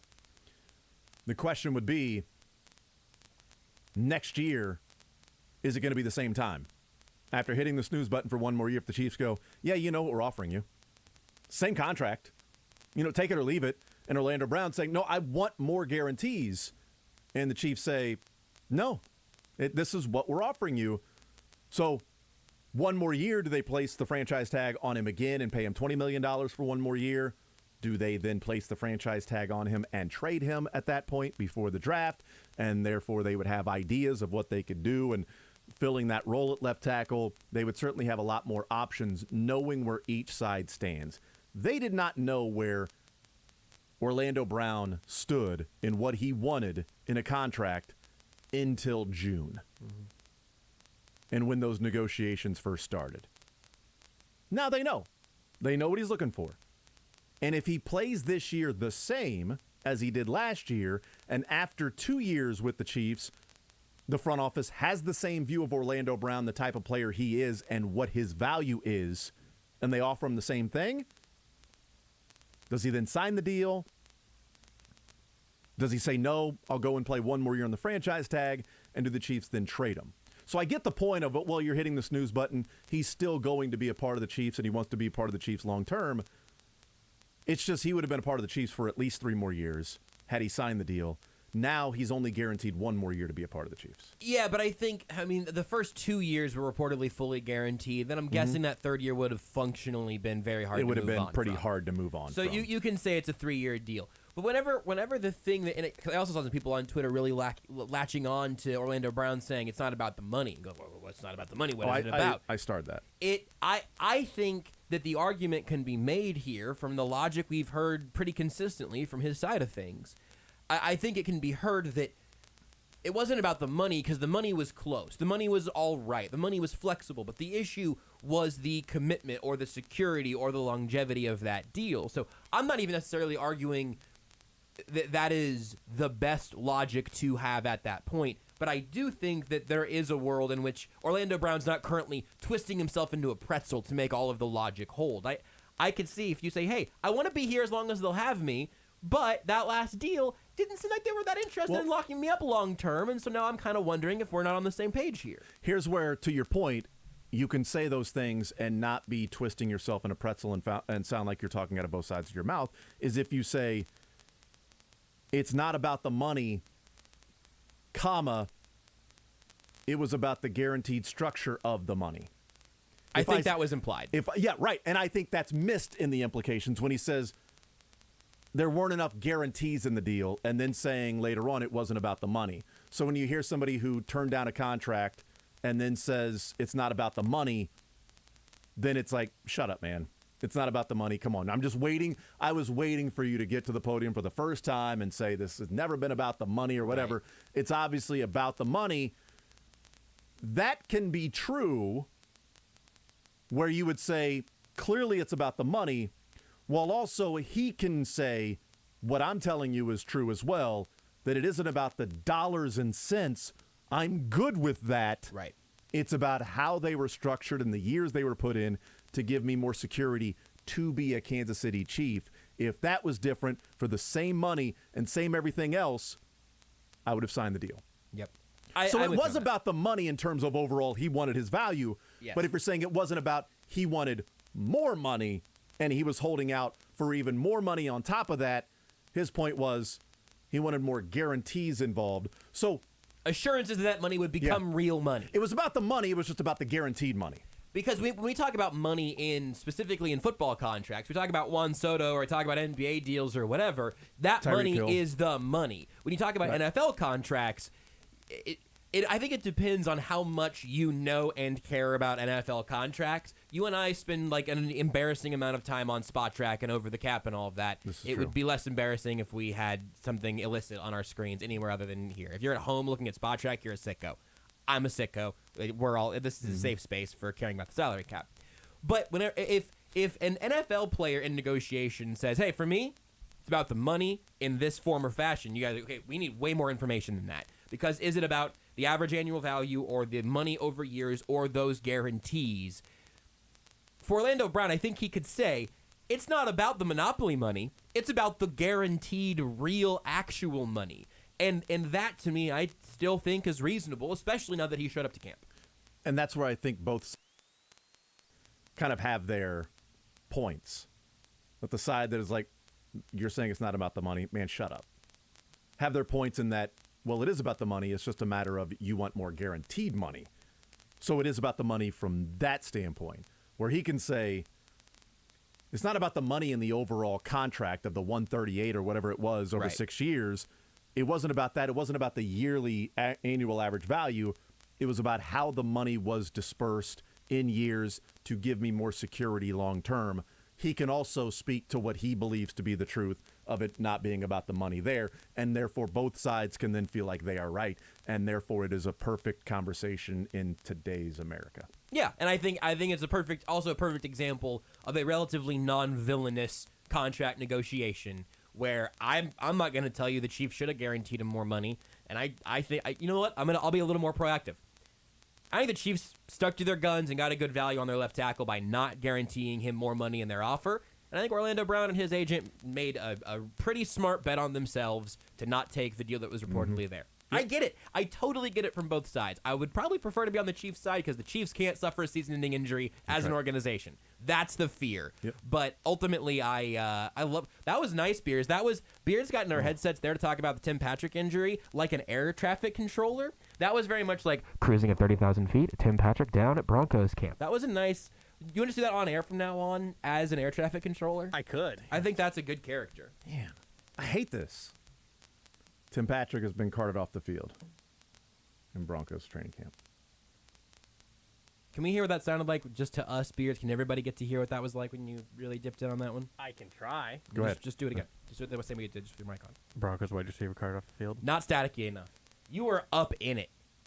I was in that one too. The microphone. The talk back. That microphone was in your mouth.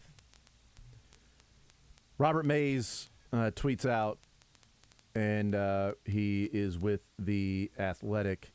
He tweets out, Tim Patrick getting carted off the field at Broncos camp after twisting his leg coming down from a crazy leaping catch. The entire team is huddled around him as he gets loaded onto the cart. Just brutal. Sucks, man. I hate this part of training camp. I absolutely hate this part of training camp because you know it's inevitable.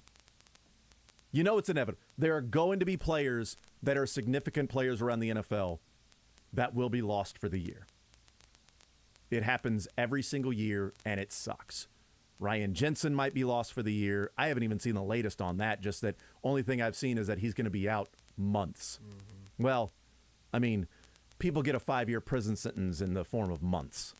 You know what I mean? It's like 60 months this person is sentenced to. 6 months? That's not that. Oh, wait, that's a long time. A lot of months. So Ryan Jensen is going to be out months. What, 12 months? 2 months? 3, 4? I don't know. So that sucks. Jordan Poyer left practice with the Bills today after suffering what is being deemed as a serious arm injury, which if you're going to have a serious injury to one of your appendages, you would want it to be the arm, not the leg, because serious leg injury is the season. Serious arm injury, depending on what it is, I guess, like you break your collarbone 6 weeks, dislocate your elbow, guys can play like 2 weeks later. Dislocate your shoulder, I don't know, break an arm or something, then you're out, 6 weeks, couple of months. I would guess that the serious arm injury wouldn't be season ending, whereas serious leg injury is pretty much going to be what that is. It just depends on if you get lucky. Like Patrick Mahomes suffered what would be considered to the layperson walking around a serious knee injury when you dislocate your kneecap. In the NFL, there's degrees of seriousness. That was a serious injury that cost him a few weeks, as opposed to if things had gone different, would cost the Chiefs a Super Bowl victory. So, do another Eric Hosmer update here. It's only a little bit of one, but it's an update. Sure. Mark Feinsand says Eric Hosmer rejected the trade to Washington. I think that might be the first time we've actively heard the word rejected from Eric Hosmer. I'll find this cough button soon. Rejected the trade to Washington and will not be part of the Soto deal per source. Now the Padres have less than 5 hours to figure out what to do with Hosmer, who was owed $39 million from 2023 through 2025. So it certainly still sounds, as you presumed earlier, certainly sounds like Hosmer could still be on the move, just not to Washington. Yeah. What a day. They've got a first baseman now in Josh Bell. So what do they do with him? Also, mentioning that he's owed the $39 million, which is fine. That shouldn't be an issue to a team that is taking on Eric Hosmer in a trade, because the Padres, it was already reported that they were going to pay the final 3 years of that contract for the Nationals. The Nationals would be on the hook for the remaining salary this year. I'm assuming that goes to luxury tax stuff with the Padres and saying, we're kind of trying to save some money this year so we don't get hammered in luxury tax with different things. we're going to need you to pay the rest of this year's salary with Eric Hosmer. Next year, we can reset, readdress, see where we are. We'll take care of the $13 million over the final 3 years of his contract. You got to pay this year. What's the salary this year? 20? I think it was 18. Okay, so you're looking at $7.5, $8 million that you got to pay Hosmer to bring him on to your roster this year, and you would then get him 3 more years where you would not have to pay him a dime. 20 this year, but also so like 9, 18 on the luxury tax salary here on Spotrac for this year. Yeah, so you would have to take on $8 or $9 million to your payroll to then get Hosmer for the next 3 years for free. That the Padres would pay for that. So what team is going to give that up for Hosmer? I would say, I mean, I joked about the Royals earlier, but in all seriousness, where the Padres were when they signed Hosmer, what they viewed was, is he worth all the money? Maybe, in terms of production on the field, but we've got all these young guys we feel like we're getting ready to take a next step and start winning. We would like somebody here who knows what that's like. We would like somebody here who was kind of the face of a team that went to back-to-back World Series and won one. The leader, the voice, the guy who was standing out front, holding the flag. We want that guy. And it'd be worth it to pay extra money so that when guys come up, they see how to go about your business as a major leaguer. So is there a team out there that is feeling like their prospects are getting ready to come up? They're on the cusp of really taking a next step forward with their team, and they could use Eric Hosmer on their team for the next few years as a first baseman. You know what you're getting with Hosmer, the back of his baseball card, but you're also getting somebody who's viewed as one of the better professionals in the game, clubhouse guys, leaders, and guys that sort of like, this is how you do it. David Lesky points out the Royals only have 4 first basemen on their active roster. I think you shouldn't shut this off too soon, man. I'm fully in bring him home territory. Listen, David, I already made the joke 45 minutes ago that if there's one team out there that needs a first baseman and doesn't want to take on payroll, come on, it's the Royals. They don't have enough first basemen right now. Championship pedigree. Bring back the haircut. Yes. Another point on Orlando Brown, and we'll take a break. We're going to talk with Adam Teicher coming up. This show has just been a whirlwind. And it's been as eclectic and all over the place as I have dreamed the show that I would host would be. It's been as all over the place as all of us. Orlando Brown said something I thought was pretty interesting in self-assessing, self-scouting. Mm-hmm. I think back to Chris Jones, when Chris Jones blamed, first time he's talked, he blamed himself for the AFC Championship game loss.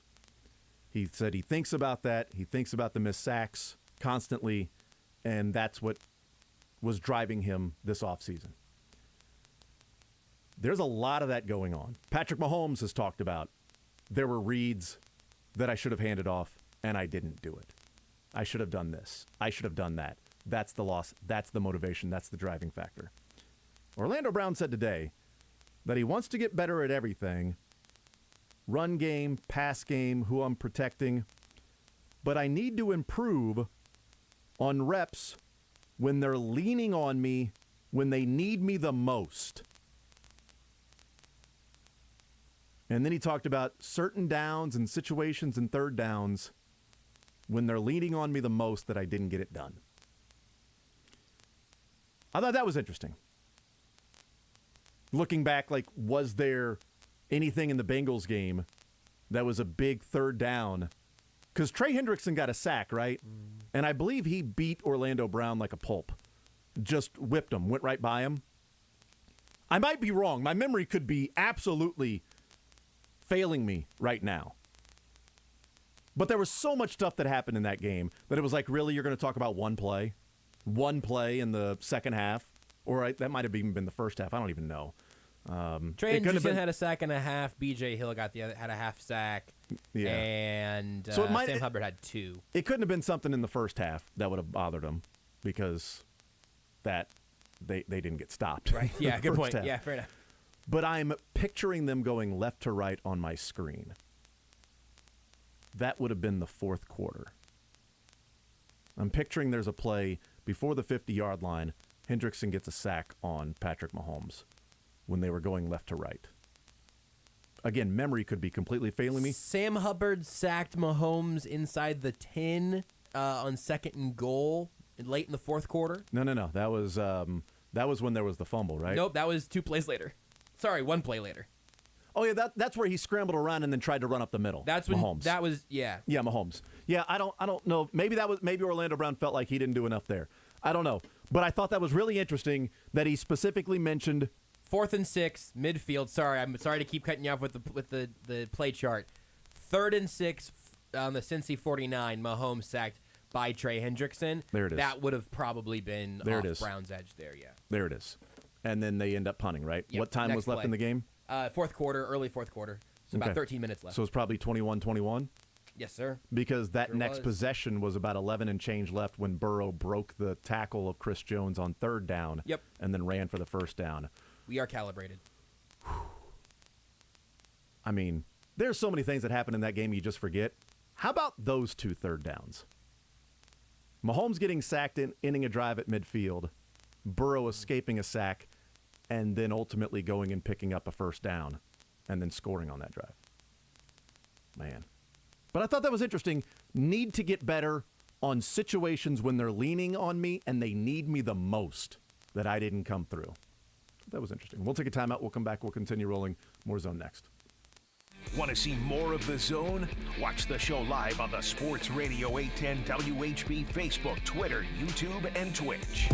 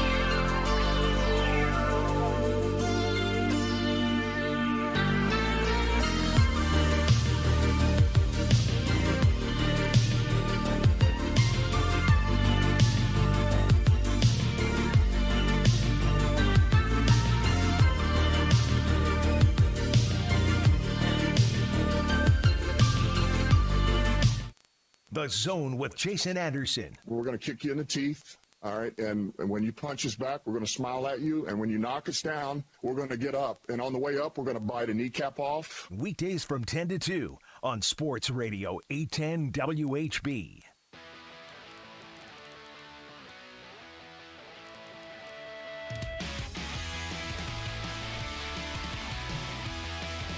Yeah, so I found it.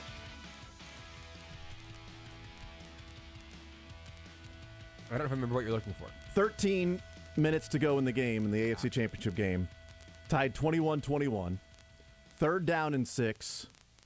The Chiefs were on the Cincinnati 49-yard line. This was the possession after Joe Burrow threw the interception to L'Jarius Sneed. Chiefs took over at their own 47-yard line. Midfield tied 21 apiece. 14 minutes to go in the fourth quarter. Edwards-Helaire picks up 4 yards. Second down and 6, incomplete. Third down and 6, Mahomes sacked by Trey Hendrickson, who just went right around Orlando Brown. I mean, right around Orlando Brown, and Mahomes tried to step up and move to his right, but Hendrickson was already there. They punt the ball. That next possession is when the Bengals go and kick a field goal to take a 24-21 lead when the Chiefs get the ball back with 6 minutes to go. That was the final possession for the Chiefs that went all the way down to first and goal at the 5. And then the field goal and then overtime. So the second to last possession for the Chiefs at midfield, 3rd and 6, is a Trey Hendrickson sack against Orlando Brown. The only reason I bring that up, we probably talked about it the day after, but honestly, that's a play we haven't really talked about at all. The only reason I bring it up is because Orlando Brown's words today that one of the things he's been focusing on is when the Chiefs lean on him, when they need him the most, he didn't come through on certain plays. That's a 3rd down and 6 at midfield, tied 21-21 in the AFC Championship game, and he just simply got beat quickly by Trey Hendrickson. It wasn't even a special move. He just went around him and sort of ducked under, and then that was it. Orlando Brown showed his lack of athleticism on that. He couldn't get out fast enough to get his hands on Trey Hendrickson in a leverage position that would at least give a little bit of time for Mahomes to escape. Not even close. From Jeff Passan on Twitter, the Toronto Blue Jays are finalizing a deal with the Miami Marlins, sources tell ESPN. Shortstop Jordan Groshans is going to Miami. Zach Pop and others going to Toronto. Okay. Pablo Lopez is not in the deal, as noted by Royals Review on Twitter. Another reliever with multiple controllable years left. Worth noting for the Kansas City Royals. We should have been doing that all show, but I just remembered that we had that in the system. So from now on, well, it's fine. Anything that takes place in between those two things, you can actually ignore and then keep doing whatever topic you want to talk about. And then this is just going to be like a little interlude. This is a commercial break. All of a sudden, it's like, hit it again, Beards. Sky Moore says on Instagram, he's, quote, fine. And then I can just sprinkle that in. Okay. You don't even have to worry about it. Okay. While you're doing that, I've been searching anything for the words Scott Barlow and Merrifield.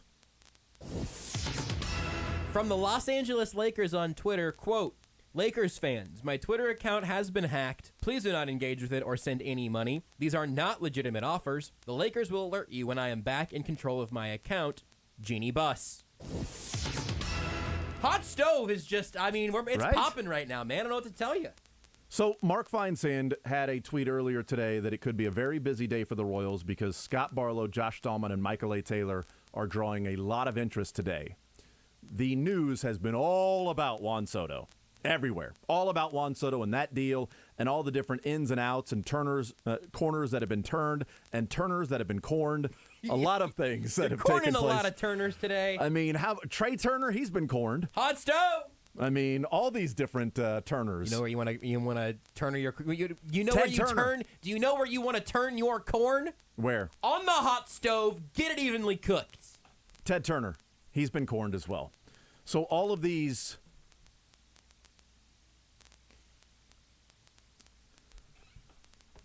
trades, these corns, and turners, and different corners with this amazing day that we can't even begin to start readdressing all of the things that have happened over the last 2 hours and 40 minutes, along with then Orlando Brown talking as well. But there is no, at least reported, movement right now with Barlow, Michael A. Taylor, and Whit Merrifield and Josh Stallmont. Where are you at right now, just sort of confidence-wise? How are you feeling? I think Barlow gets moved. I am not sure that Whit Merrifield... Sorry, Jason. I do apologize. I hate to do this to you again. No, you don't. John Heyman says the expectation is the Padres will look to trade Hosmer to one of the 19 teams not on the no-trade list now. Shocker. There's been some interest over the last couple years from Cubs, Rangers, and others. You were saying about them moving Barlow. Well, no, I was just saying that I haven't seen anything with Barlow and Whit Merrifield and anything like that, but I do think that Barlow will be traded today. I think with the bullpen market going the way that it is and some relievers that aren't as good as Scott Barlow, tells me a couple things. One, either those teams were not looking for something as specific as Scott Barlow, or the Royals' asking price right now is too high, so teams that might be looking for bullpen help are going elsewhere and finding some relievers that aren't as good as Scott Barlow and trading less to get their bullpen help while the Royals hold out for whatever asking price they are looking for on Scott Barlow or Josh Stallmont or Whit Merrifield or Michael A. Taylor, et cetera, until it maybe gets closer to 5 o'clock, and then they may just go, okay, let's do this deal. Let's do a deal, because we need to be more transactional. Now, Alec Lewis last night had the commentary from J.J. Piccolo. Piccolo told Alec Lewis that with the Luke Weaver deal, that he said the Royals and Diamondbacks had discussed the concept of this trade, Rivera for Luke Weaver, for a few weeks. Casey thought Weaver could help the bullpen this year and potentially start next year. Expected to join the team possibly tomorrow. There are some J.J. Piccolo quotes that I now cannot find from Alec Lewis. You want me to see if I can just get Alec to text him to me? No, I mean, Okay. that's either way. It was him saying we'll see what happens moving forward. That yes, there's at least some talk that they are looking into trading some players. That it was not about I think I have the snippet you're looking for here from Alec on what J.J. Piccolo said last night on where things stand currently. Please, thank you. Quote, hard to tell, he said. Obviously, there are discussions. I think we have players that other teams value. Thank you. We're doing a lot of listening right now. There are obviously still a lot of good players that are out there that could potentially be traded. Again, parenthetically, this is from last night. So we're just waiting it out to see what we think, if anything, makes sense for us. What this move does allow us to do is feel like we have depth in the bullpen. If something makes sense with one of our bullpen arms, then we've protected ourselves a little bit, but hard to tell what's going to happen between now and Tuesday afternoon. A deal, if anything, that makes sense. One of the words that he used there. And that was my takeaway immediately last night with Luke Weaver. They also acquired the player who was DFA'd by the Mariners for cash considerations, another bullpen arm. And then J.J. Piccolo said as much to Alec Lewis last night that it does give them some insurance if they make a move there with these guys. We'll see if that's the case. It would be interesting if they go the route of doing this and then not move either Barlow or Stallmont for anything and go, the deal really didn't make sense. They have been saying for 3 years that the deal for Whit Merrifield has not made sense. And now, are they going to trade him this year? I don't know. Maybe, again, it didn't make sense. Between seasons, the offseason this year, I don't know.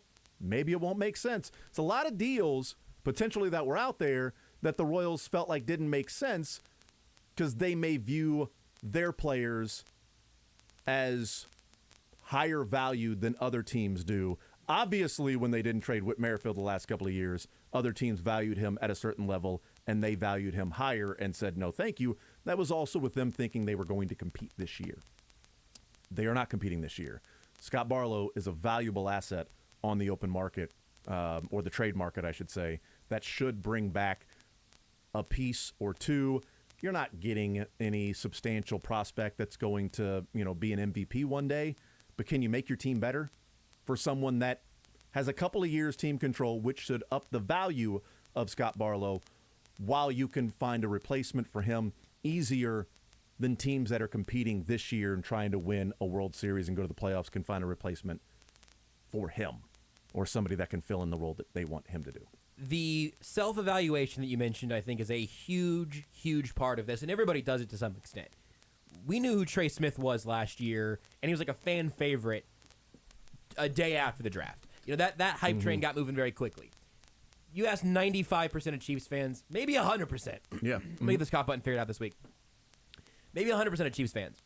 You don't know a sixth-round guard that any other team took. You know your own guys, so you value your own guys. Whenever that is an organizational thing, whenever that is the Royals front office, over-evaluating your own players is a good way to set yourself back by several years. And no team is going to sign up to get fleeced, so every major trade hurts. I am very curious to see if they will make a trade that doesn't feel great because they're not fleecing someone for Scott Barlow or Josh Staumont or Whit Merrifield or whoever. But these are moves that they need to make, and some of them should have been made a long time ago. Dayton Moore on this radio show said, when I asked him, with this team to get to the point you want it to be, does there have to be a trade that hurts? And he said, we have to do something like that. We will have to do something like that with this team. It's just a matter of when. I'm putting that in. That was in quote or in, me paraphrasing. It's got to happen at some point. When is that? This offseason? The trade that hurt was between 12 and 13 seasons when they had finished the last 70-something games at 500, and then they traded Will Myers for Shields and Wade Davis. Speaking of Wade Davis, a comparison of him and what the Royals have done as in the last couple of days. I'll explain that next. Follow the show on Twitter at J810Anderson, at JB Brisco, at Beards McFly, and at Sports Radio 810.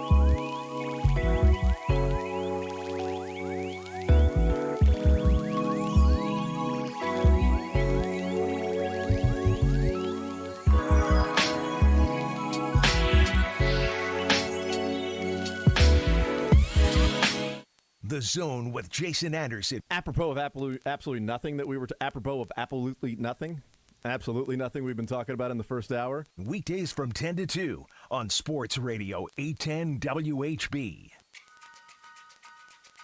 Adam Teicher is going to join us at 1 o'clock, Chiefs Insider from ESPN. Get his thoughts on training camp. Last time we talked, the Chiefs had yet to be out on the field in practice, and Orlando Brown was not there. And a lot of questions about Carlos Dunlap was not signed. So we'll talk with Adam Teicher about all of those things and more.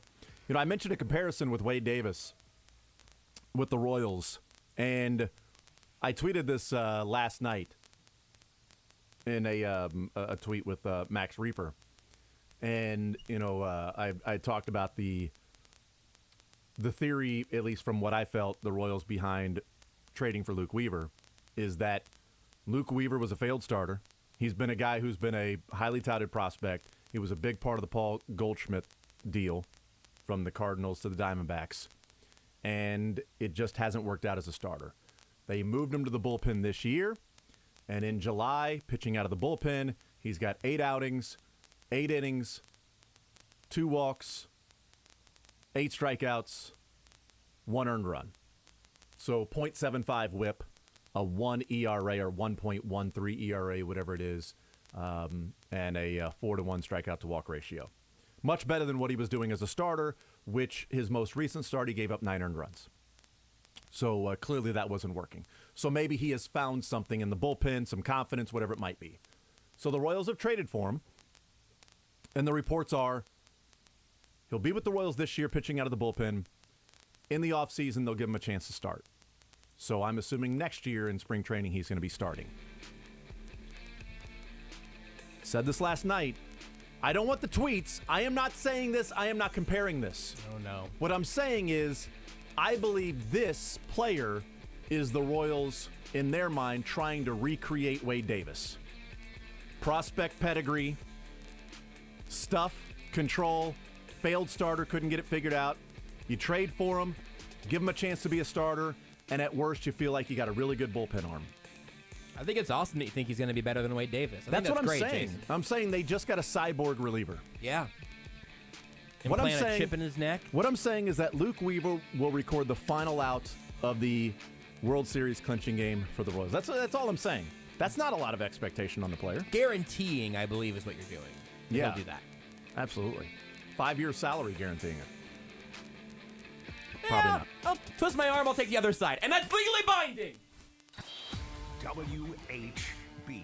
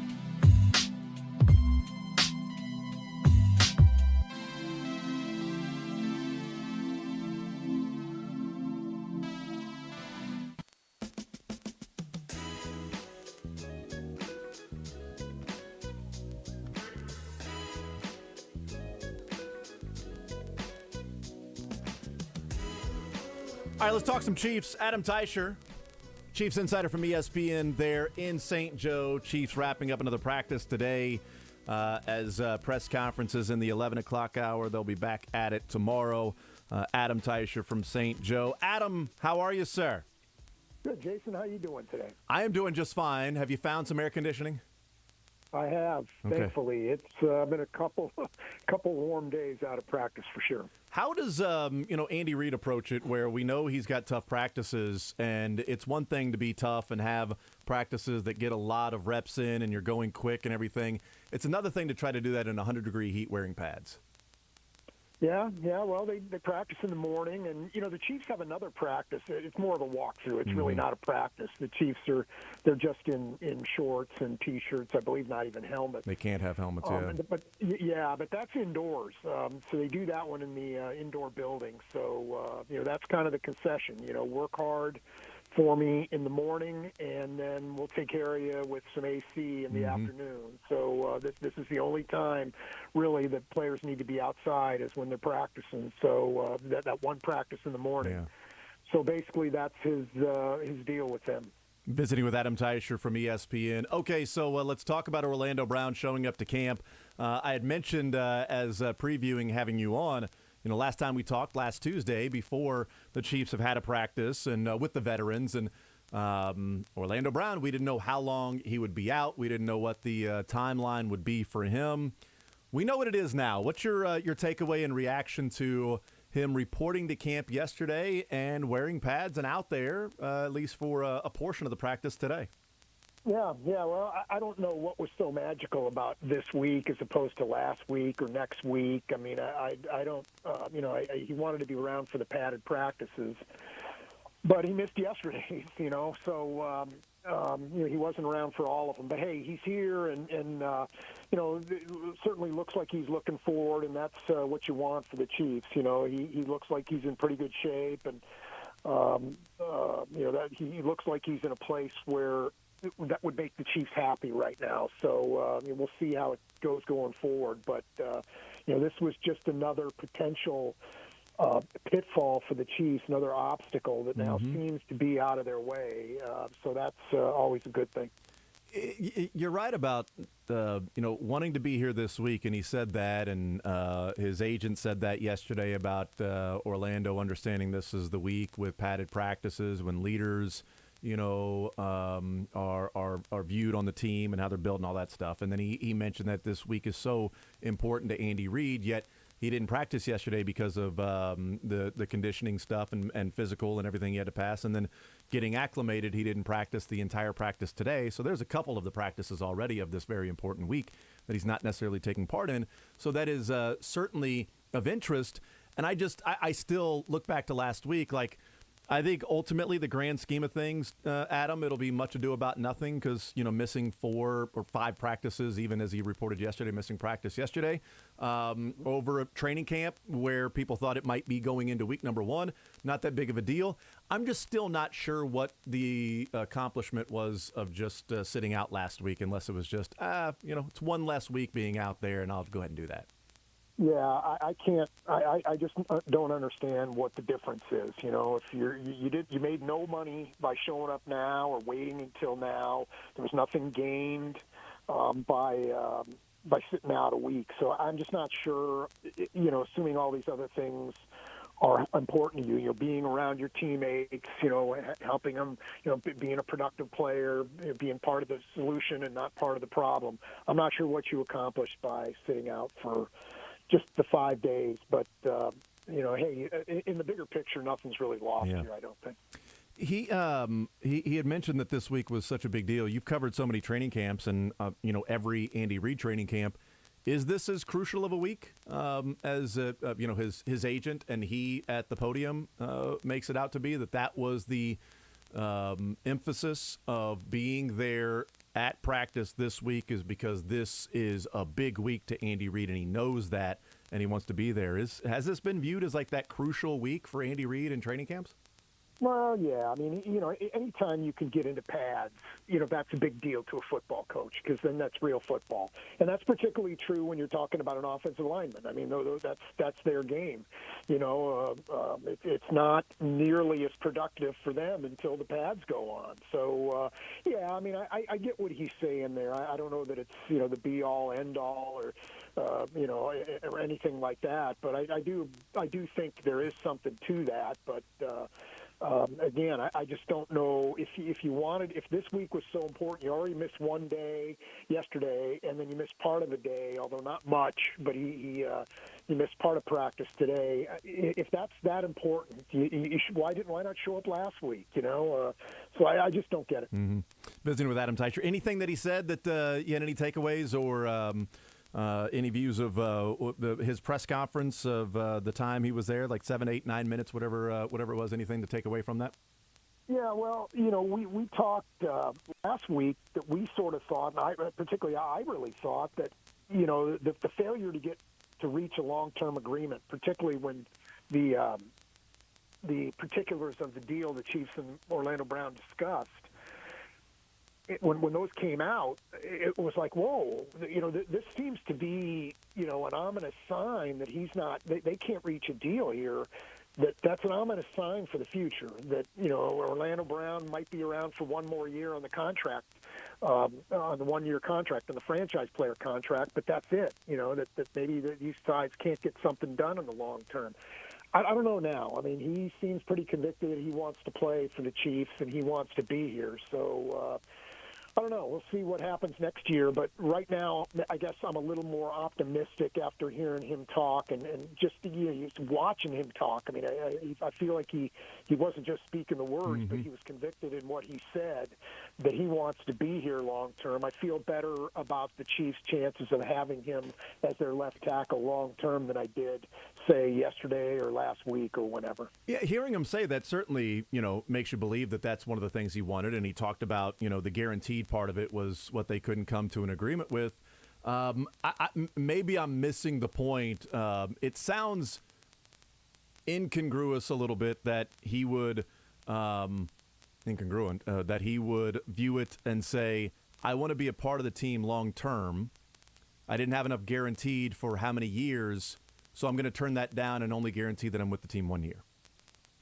You know what I mean? Like that's where I feel like now you're only guaranteed. At least you had 3 years with the team. Yeah, but I think in his view, hey, I'm committing to the Chiefs for a long time here, but they're only committing to me for a little while because there's not a whole lot of guaranteed money up front. So I can understand that if he felt like there wasn't enough guarantees that maybe the Chiefs weren't matching his commitment. I can understand that part of it. I don't think that's necessarily kind of a disingenuous thing to say. I do. Maybe the thing that was a little confusing to me, at one point he said it's not about the money, and then he also said it's about the guarantees. So don't say it's not about the money. I mean, there's you and I have talked about this, I think, before. There's no shame in saying, to me, there's absolutely no shame in saying it's about the money. This is your profession. This is your business. This is how you pay your bills, your livelihood. What's wrong with going for every buck you can if that's what the situation is? So, anyway, that was the part that made no sense to me. Yeah, so I'm the only one that finds it to be incongruous because Josh was the same. He was agreed with you, and I'm just like, I feel like that's just odd to have both of those things at the same time, to say that, I want to be a part of the team long term, but I'm going to turn down a long-term contract so that I'm only guaranteed to be with the team 1 year. So, I don't know. Adam, if you realize who your ally is on this and you want to change your opinion, I would understand. I would not take that personally. That's a good point. Josh, beers are on me when we go out in St. Joe. I'm not buying for Jason. Okay, that's good for me. Hey, I'll be there. You know what? I'll pay for my own water, I guess. I'll just have the water. Thank you. Adam Teicher is our guest. Let's talk about the him saying it's not about the money. He wanted it was the guaranteed dollars. I see, this is where I can see both being true, where I can see him saying that the guaranteed dollars is really what it was about, but it really wasn't about the money. I can see sort of a parentheses of, it's not about the money, parentheses, it's about the structure of the money that we agreed upon and kind of inferred of how it's dispersed and in which years it's dispersed. So it's like, it's not about the overall dollars. It's just about the years that they are given to me. If that, that's the way that I read into it. I felt like what I read into it was, it's not about the money, parentheses, it's about the money. That's what I read into this. So I'm not sure how you get through the day, Jason, not seeing how it really is here. But hey, all good, man. Yeah, I mean, I'm adding in him saying there's not enough guarantees, and then that's his issue, and therefore it wasn't about the money. See, when I hear it's not about the money, I'm assuming he means the 138 or the annual average value that, yeah, we agreed on that. The reason I didn't sign wasn't about the money that I wanted more. It was about the guaranteed dollars, a part of the overall money that we agreed upon. If people think I'm trying to get more money, it's about structuring it a certain way so I get more guaranteed money, which then makes it about the money because it's more guaranteed money, but not about the money in terms of the overall contract of like 138 or whatever. So I can see where he's coming from, while also understanding that when you say it's not about the money and you don't agree to a contract, it quite literally is about the money. Yeah, well, I mean, if it's about the guaranteed money, it's about the money. It's just about the guaranteed money. Josh, knock some sense into him, will you? Josh agrees with me on this one. Josh agrees with me on this one, right? I stopped paying attention partway through. I got lost. I don't know why I made it so complicated. Josh agrees with me. You know what, Josh? Beer's on Adam Teicher. You know, next time he goes out. I agree with whoever wants to buy me beer. There's 2 rounds on Adam Teicher for you there. Beard's one he's paying for and one I'm having him pay for. Jason's logic was so confusing, it just dazes you, and you're like, yes. Yeah, I guess. Yes, that's his plan. He runs circles around. around. What you're talking about. Well, mark that for every returner ever. Jason's logic is so confusing, it just puts you in a daze. That's what it's all about. There it is. It's like a hypnosis. That is the zone. Adam, you just broke it open. There it is. He puts you in the zone. After hearing this logic for a couple minutes, you'll agree to anything just to get out of there. I mean, it's like, yeah, sure, whatever. Yeah, okay. Let's change. How about the weather up here in St. Joe? You've done this show a lot, Adam. You got to figure it out. That was incredible. This is my favorite segment I've ever done with Adam. That was some of the best analysis you've ever done on this show. Favorite segment I've ever done. This is amazing. Adam Teicher from ESPN, Chiefs and Zone Insider. He is with us here. All right, one more point on Orlando Brown. Not about contract, none of that stuff. Thank God. Yeah, thank you. See if... So after he talked, I said, it feels like Orlando Brown's sort of taking the same approach to the offseason that some of the other Chiefs did. Chris Jones felt like he blamed himself for the Bengals' loss in not bringing Joe Burrow down. Patrick Mahomes has said a couple of times that there were reads where he should have handed the ball off, and he didn't do it. So we've heard different Chiefs take responsibility for that loss. Orlando Brown said something today when it was, what do you need to showcase this year to show that you're worthy of the guaranteed dollars of being a Chief for the rest of your life? And he said he wants to get better at everything, run, pass. It's your typical answer, blah, blah, blah.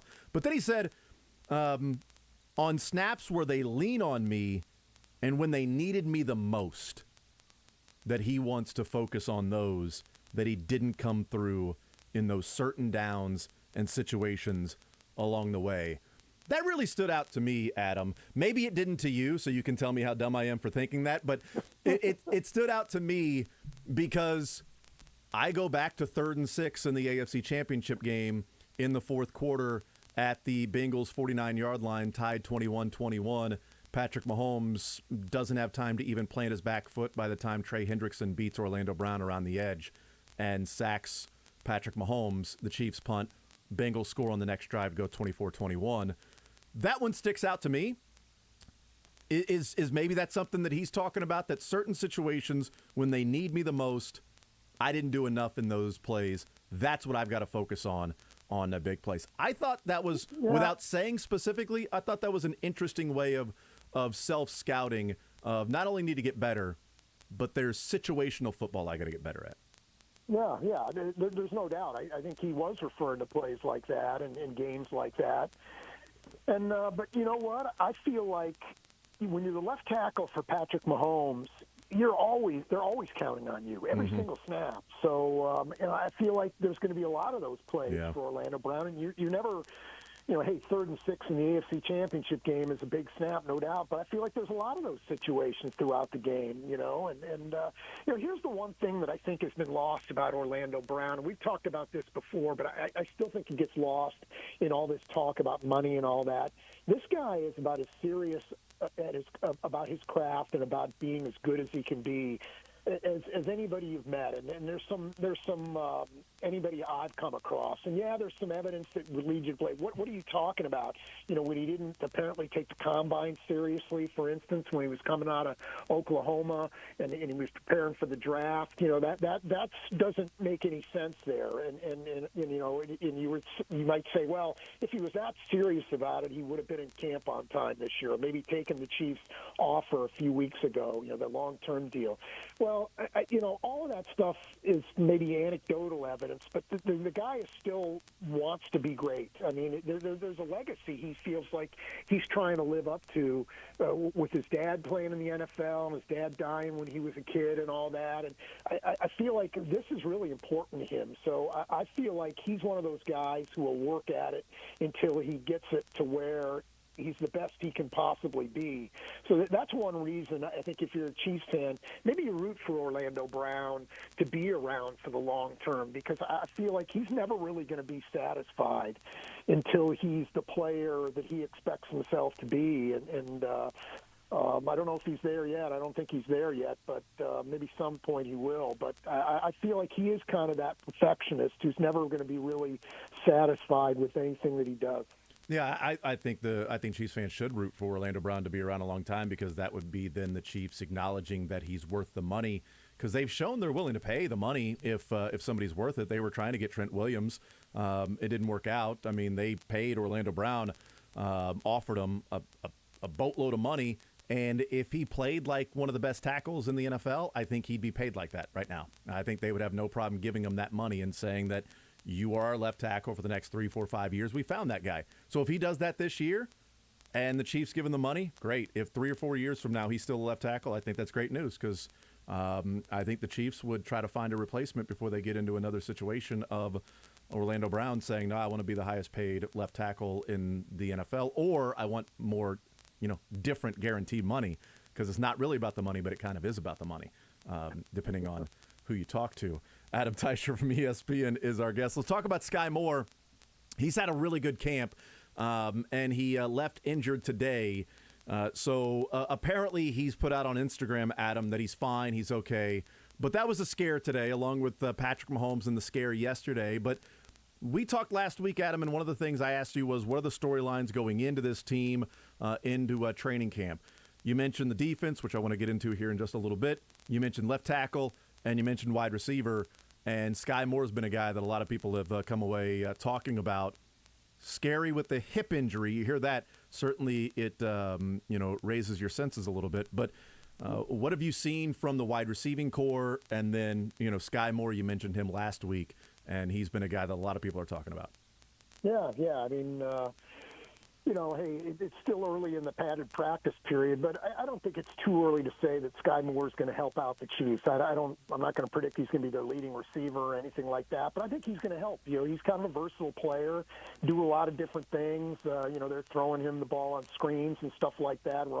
Looks like he runs pretty well in the open field, but he still can get down. Not the fastest guy in the world, but he still can get downfield and make plays down the field. So, I think there's a lot to work with there, and he'll certainly be among their top 4.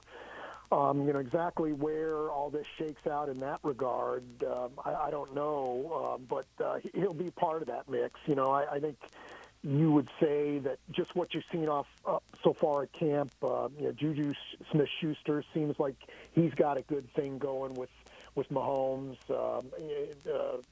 Valdez-Scantling was that guy in the off-season stuff, but he's not shown up quite as much so far up here. He's dropped a couple balls, and he's been a little inconsistent so far. So, it's one of those deals where I'd say that Juju Smith-Schuster's ahead of the other guys, but just based, again, off what we've seen in camp. But, it's still kind of early, so I wouldn't make any huge permanent judgments on this.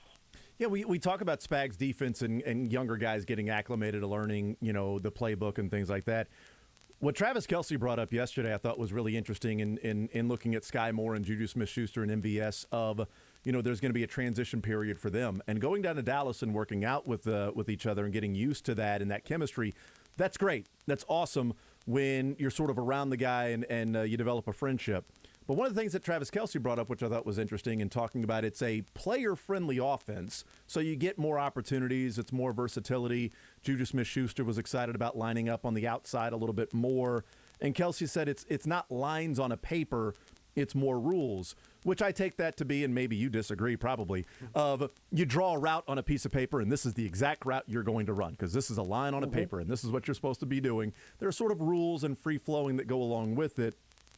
We talk about Spags' defense and taking a while to sort of catch on.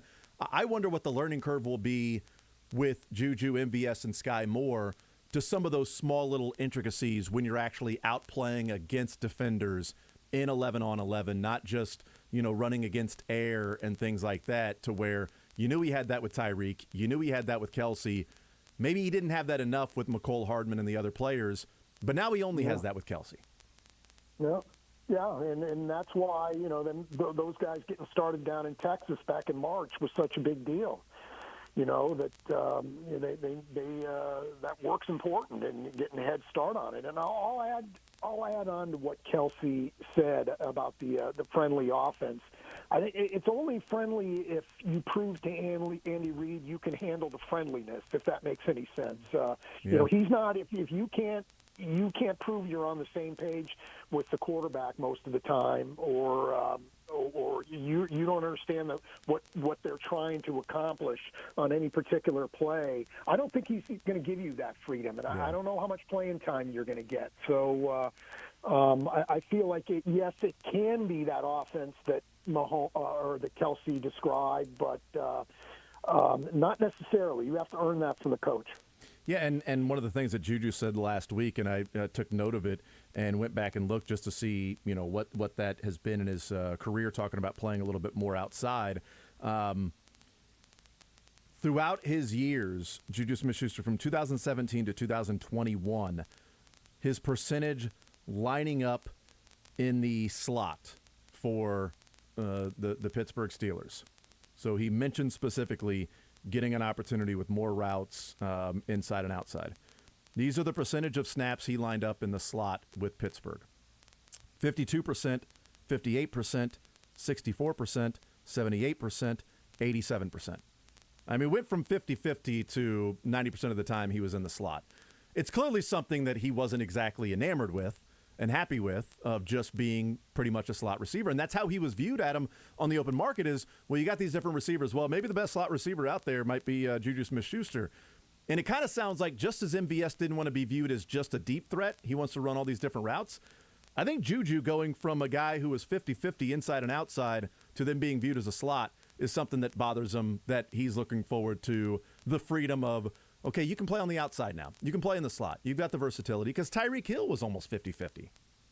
No, yeah, and I did hear that from him, but to me, what makes no sense is he re-upped with the Steelers last year, right? And if you were that anti-slot or playing in the slot or most of the time at least, why would you re-sign with a team that was using you that way? So that part made no sense to me, but he will have a chance. I think, just based off what I've seen, to be more versatile in this offense, no doubt. Last one on offense, then we'll take a break and come back and do some defensive looks. Back-to-back days, Juju Smith-Schuster and then Clyde Edwards-Helaire mentioned Sky Moore in the backfield or running the ball. Is there any fire to that smoke that's there, or is that just happen to be a couple of guys mentioning different versatility on the offense and mention number 24 carrying the ball? Yeah, we haven't seen that yet at practice yet. That doesn't mean they won't be breaking it out any time now. And, just looking at Sky Moore, he looks more like a running back than a wide receiver. He's kind of built thickly like that, and the Chiefs have been doing some stuff, letting him run in space a little bit, getting him the ball and screens and stuff like that. So As far as out of the backfield specifically, no. But I think there's that potential, and they're doing some running back like things with him, even though he hasn't lined up there yet. Adam Teicher from ESPN. We'll take a timeout. We'll come back. We'll talk some defense with Adam up there in St. Joe. More Zone next. Follow the show on Twitter at J810Anderson, at JB Brisco, at Beards McFly, and at Sports Radio 810.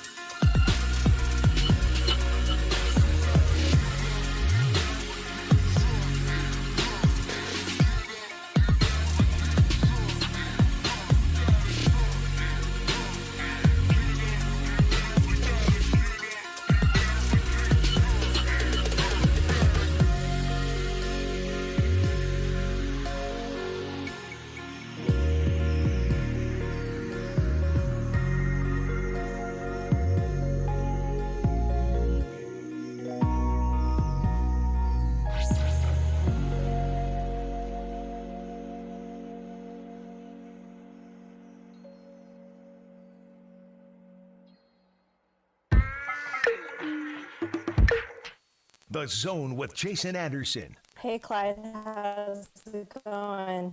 Oh, you cut out a little on us there, Michelle. Can you try again? Can you guys hear me? Weekdays from 10 to 2 on Sports Radio 810 WHB. All right, we continue right here on Sports Radio 810 WHB. Adam Teicher, our guest from ESPN Chiefs Insider. We'll see how much longer that lasts. Adam is up in St. Joe. Adam, let's talk the defense because you mentioned that was the number one thing you were looking for heading into training camp, the defensive line, defense overall, all the younger starters on this team. And since we have last spoken, Carlos Dunlap has been signed, and Frank Clark lost 100 pounds. So both of those things we have found out since then. But also some younger guys look good, and there's been some observations about that. So what are you thinking now after a week's worth of camp and some practices that you've seen with one of the main things you were wanting to watch, and that is the young defense with the younger guys and then the defensive line? Yeah, I think there's some encouragement here. I mean, the Dunlap move, I don't see any downside to that one for the Chiefs. I mean, that was probably the one spot where personnel-wise you were like, man, they could use some help here. Mm-hmm. We talked a lot, Jason, about how they were going to improve their pass rush, particularly after losing Melvin Ingram. Well, this may be the answer right here in Dunlap. So I think that's good news. Hey, you can take Frank Clark's words with a grain of salt. I mean, I'm a little skeptical myself just because we've heard these kinds of things before and they haven't panned out. But he does look good. I mean, he looks like a different. When you see him up close, he does look different. He looks like a guy who's in better shape than he was last year. And by this time last year in camp, I mean, he was already hurt and not practicing, and he hadn't missed a snap to my knowledge. Since they put on the pads, and the first day he was sick or something and missed the first hour or so of practice, but eventually showed up. So this has been quietly, I think, a pretty good camp for him. That's another good sign. And I think some of the young guys are showing up a little bit. In practice, they put the pads on and could do some running drills. And Leo Chenal looks like on first and second downs he can be of help to the Chiefs. He's a pretty physical player. He's as advertised.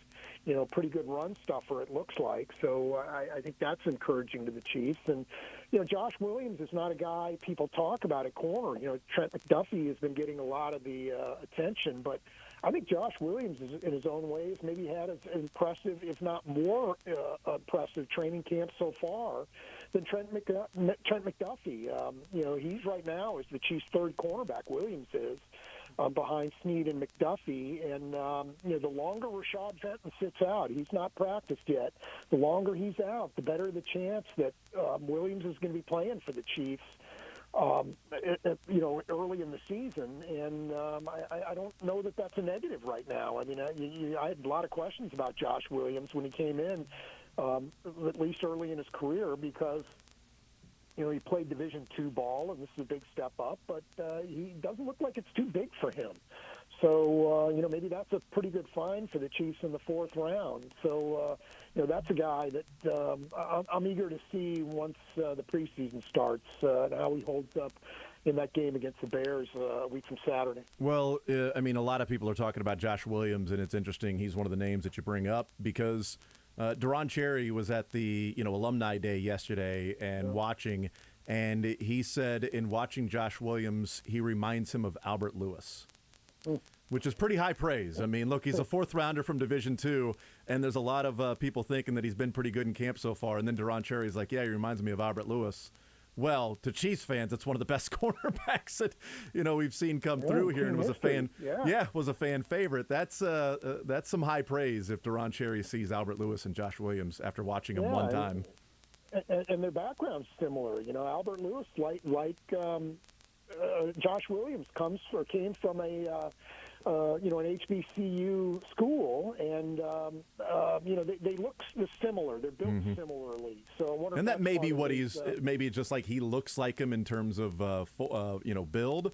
But he was talking about people that he liked, and he mentioned Josh Williams as well. Well, if Josh Williams is anything close to what the player that Albert Lewis was, wow, what a steal for the Chiefs. But I won't put him in that category yet, but I do think he's off to an unexpectedly good start, The Frank Clark thing is certainly of interest, and he is he's talked about George Karlaftis and how much fun it is, and he's his favorite rookie.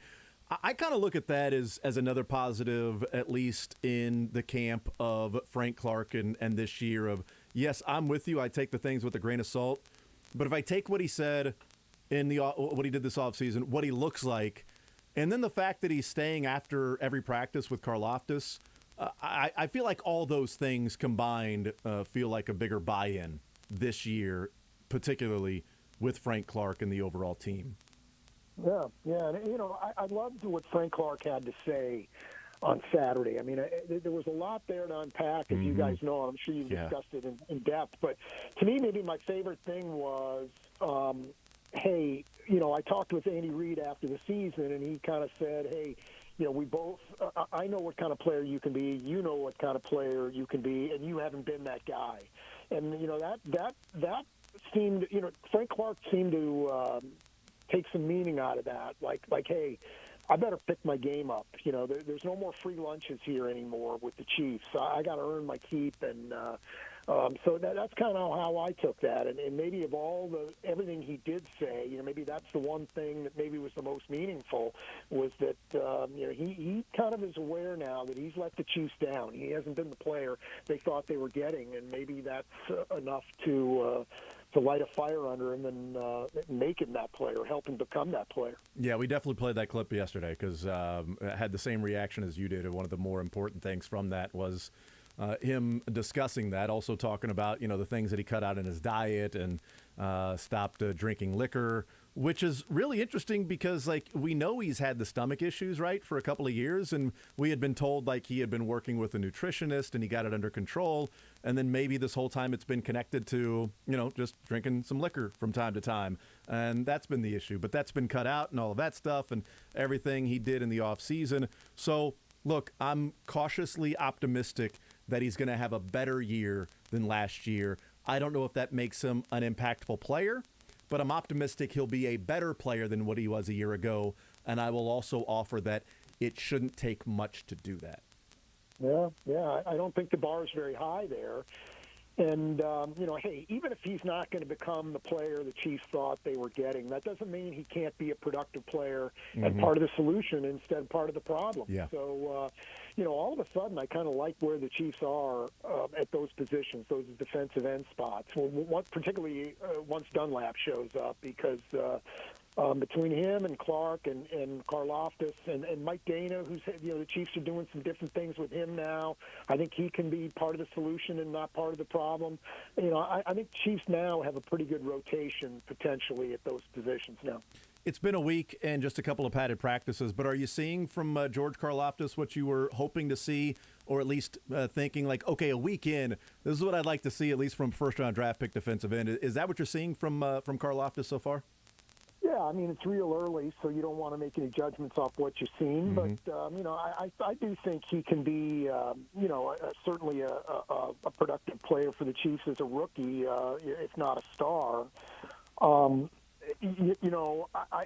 We talked about this. I thought that maybe he was among all the Chiefs rookies, that he was maybe the most important one this year because of how thin they were at defensive end, that they were really going to need a big season from him. I don't feel that strongly about that now after they've added Dunlap, and now that I've seen a little bit more about what Frank Clark looks like. I don't know that he's as key of a guy for the Chiefs, but I think he can play. Yeah, I think he'll be a productive player, and now maybe the Chiefs don't have to ask as much of him as they otherwise would have before they signed Dunlap.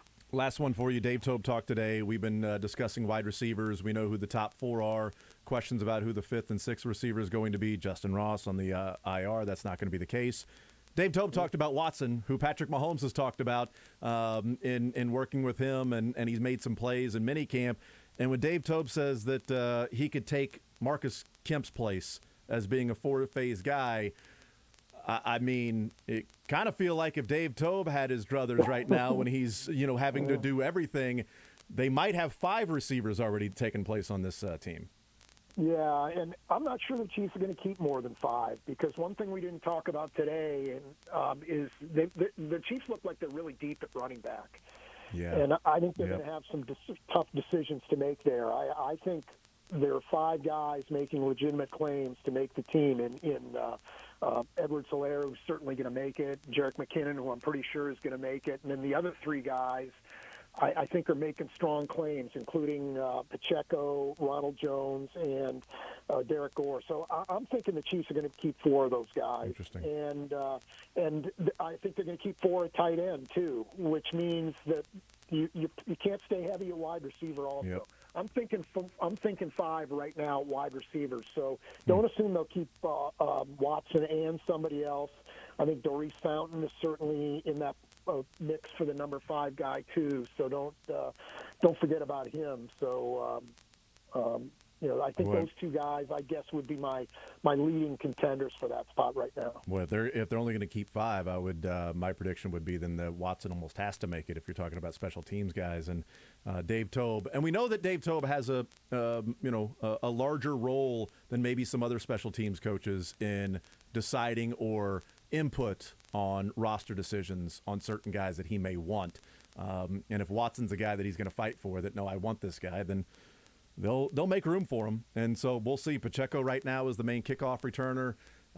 They like him. He's getting handoffs in the backfield, and people have talked about that. He looks good. So you're right. The running back room looks pretty deep, and therefore does that impact the wide receiver room because of the 4 tight ends as well? Absolutely right. It's going to be interesting. You gotta pull from somewhere. And yeah, exactly. You're probably going to keep 9 offensive linemen. So, I just don't see. I don't see 6 making it. Not right now. I can. Plenty of time for that to change, but I think the depth this year at the skill positions is more at tight end and running back than it is at wide receiver. Adam Teicher from ESPN Chiefs Insider. Adam, you're the man as always. Very much appreciate the time, sir. Enjoy the practices there in St. Joe. Try to find some AC. You're staying in as much as possible, and we will talk next week, sir. Good stuff, Jason. We'll talk to you next week. Absolutely. There's Adam Teicher joining us here in the Zone on this Tuesday edition. A little later in the day from Adam Teicher. A little feistier Adam Teicher. I like 11 o'clock Adam Teicher. I like 11 a.m. Adam Teicher. I don't know that I like the 1 o'clock Adam Teicher. Would you like a little breaking news? Beards and I aren't on the same page yet, apparently. Is it about Joey Gallo? Go ahead and hit it again, actually, because it wasn't going to be. But it's going to be Joey Gallo. I was going to say, because I didn't want the breaking news if it was Joey Gallo. To the Dodgers. Okay. So. Back to our original breaking news. Great. Eric Hosmer to the Boston Red Sox. Okay. Scheduled to return to Kauffman Stadium on Thursday. Hey! And Jeff Passan says that San Diego will be paying down a significant portion of the $44 million or so remaining on Eric Hosmer's contract per sources. Sorry for stepping on that. No, that's okay. I wonder what the Red Sox actually had to give up to get Hosmer, considering that they're probably not going to pay much of his salary. Like honestly, like you wouldn't think an Eric Hosmer would be traded for what I would guess the return is going to be from the Red Sox. Yeah, here it just says 1 cup of clam chowder. Nope, sorry, fake account. Chowder. It's chowder. That's how I knew it was a fake account. It was like it was chowder. I'm like, that's not how this works. Come on, chowda. I enjoyed chowda. Curtis Siebold immediately upon news of that of Hosmer going to Boston just tweeted Hosmer, and I enunciated as such, and I think that's really good. He's become Eric Hosmer. By the way, I don't know what they're saying on ESPN, but I find it funny that it's breaking news. Padres agreed a deal to acquire Juan Soto from Nationals. Washington also trades first baseman Josh Bell, and it's only highlights of Eric Hosmer. Right now has been a lot of Hosmer. So I'm assuming they are talking about Hosmer not agreeing to be traded to the Nationals, and now he's traded to the Red Sox. But it's just, if you cannot hear it, and you're watching it, and the bottom line is breaking news, Juan Soto to the Padres, but all of the highlights are Eric Hosmer, you would have assumed that would have been the case. But that is, the story went from, my goodness, all of the players that are going back to the Nationals, and this monumental deal, biggest deal in baseball history, like the amount, the level of prospect that's heading back to the Nationals, to then it all being about Eric Hosmer saying, no, thank you. I don't want to be traded to the Nationals. They're one of my 10 teams. That apparently now it's 11-team no-trade clause. I'm not sure. But one of the teams that I have a no-trade clause to, and I'm not going to waive that, I don't want to be traded to the Nationals because I don't want to be traded at all. What's that, Red Sox? Okay, well, not on my list. I don't have a choice. So now I'm going to be traded to the Red Sox. One of the least impactful major leaguers being moved today has become the focal point of the story. That's right. Man, I respect that. And I think the best tweet so far today is that this is the most power Eric Hosmer has had in a long time. You know, it's absolutely true. It's really very good. Very true. Also, the Padres have to play a game in like an hour, by the way. I don't know if Soto's going to make that. I don't think he's going to make the lineup. See, why is it when you trade somebody, you got to get rid of them immediately? They can't play in that game. But when you trade for somebody, well, now they've got to travel there. They go through all of that. They got to get a jersey and then they can't play. Now you're just playing with less players today because of the trade. That seems like you should be able to use those players that day in the trade. Do you think Hosmer would really enjoy one last game with the Padres before he was shipped off to the Red Sox when he's the one they were trading? Yeah, a little curtain call. Yeah, sure. You know, go out and get your applause from a fan base that probably loves you for your excellent performance and your massive contract.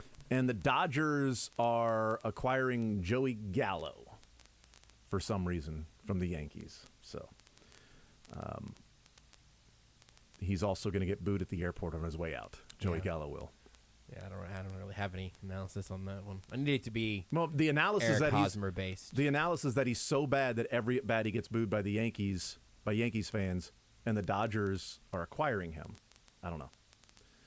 Change coast, see what happens. Yeah, right. I mean, change of scenery. I don't know. The way the magnetic poles work, maybe he'll get cheered every at bat in L.A. Change his sunglasses or his eyeglasses or his spectacles, you know, because he's not seeing the ball very well right now. So we'll take a timeout. We'll come back. Joey Shallow, where he's hitting all those balls.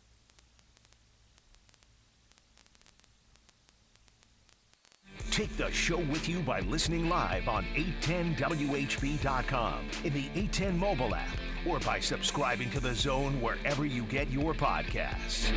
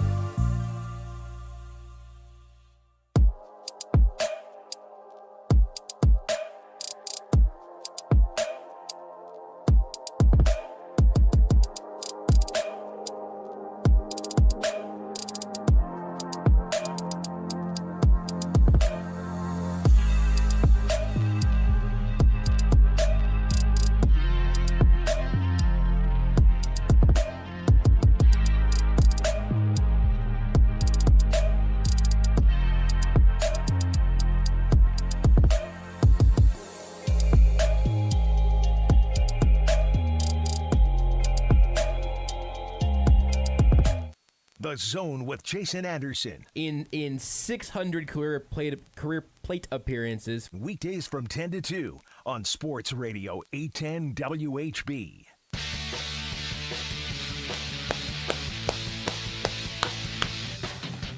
All right, nothing going on right now with the Royals. 5 o'clock trade deadline. Kind of thought we'd get something by 2. I really did too. I'm still thinking they trade Barlow and Merrifield. Alex Duvall has pointed something out, which I think is interesting. That, Joey Gallo does go to the Dodgers, but that's, to me, I'm not sure what the impact is from that because he's just been terrible this year. And it mentioned that the Dodgers have been really quiet. They were obviously in on the Juan Soto deal. Cardinals were trying to acquire him. They did not want to include Dylan Carlson. They moved on from the Cardinals to the Nationals. Padres and Dodgers were the finalists for Juan Soto. He's traded to the Padres. Dodgers then trade for Joey Gallo or Joey Callow, or as Josh put it, Joey Shallow. Thank you. In how far he's hitting the ball. But they've been relatively quiet outside of that. They need outfield and bullpen help. Could a Taylor, Barlow, a Merrifield, Barlow combo, something like that, be in the works? That'd be great. From Mark Feinsand on Twitter. Add another Royals player to the potential trade list. Brad Keller is drawing interest from other clubs, per source. This is my shocked face. Breaking news, Jason! Last night, we talked about this when the show started. Last night, they scratched him from the start. They move him to today, 2 hours after the trade deadline. I think that's the first report we have of him, quote, drawing interest from other clubs, right? Like, that's new-ish. Totally logical, but at least to see his name out there. His name's been out there on players that could be available from teams that are selling. So his name has at least been mentioned as in, the Royals, they could trade Merrifield and Taylor and Dozier and Brad Keller and Zach Greinke and Barlow and Stalmont, different names that have been discussed that have been thrown out by different MLB insiders, as in these players could be available from selling teams. But you're right, I haven't seen anything to where there's been interest from other teams calling about Brad Keller until Mark Feinsand, the tweet right there. So we'll see. I'm going to make a comparison to Jeff Passan in talking about Andrew Benintendi. Passan on the Baseball Tonight podcast with Buster Olney said the Royals better get an absolute haul for Benintendi because everybody wants this guy. It's a position that other teams haven't been in, that everybody wants Benintendi. So when they get the 3 prospects they do, it's they didn't get a haul. Well, they underachieved with that. I make that comparison with Feinsand today has said Stalmont, Barlow, Michael A. Taylor, Keller, Merrifield, all names being talked about today on the trade market.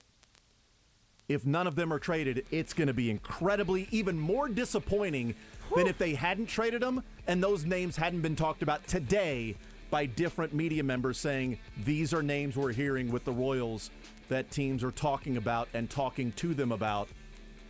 It's going to just lead into even more disappointment if nothing is done. Just as I think the trade for Benintendi was fine. But when you throw in the expectation of they're going to get a haul, and they didn't, if they don't trade any of these guys, I don't think it's fine. But when you throw in all these guys are being talked about by these different teams, and the Royals are going to be busy today. We know there's interest. If it ends with a dud, it's going to be the Royals continue to view their players with a higher regard than teams outside the organization view their players. And that ain't good for a team that wants to be more transactional.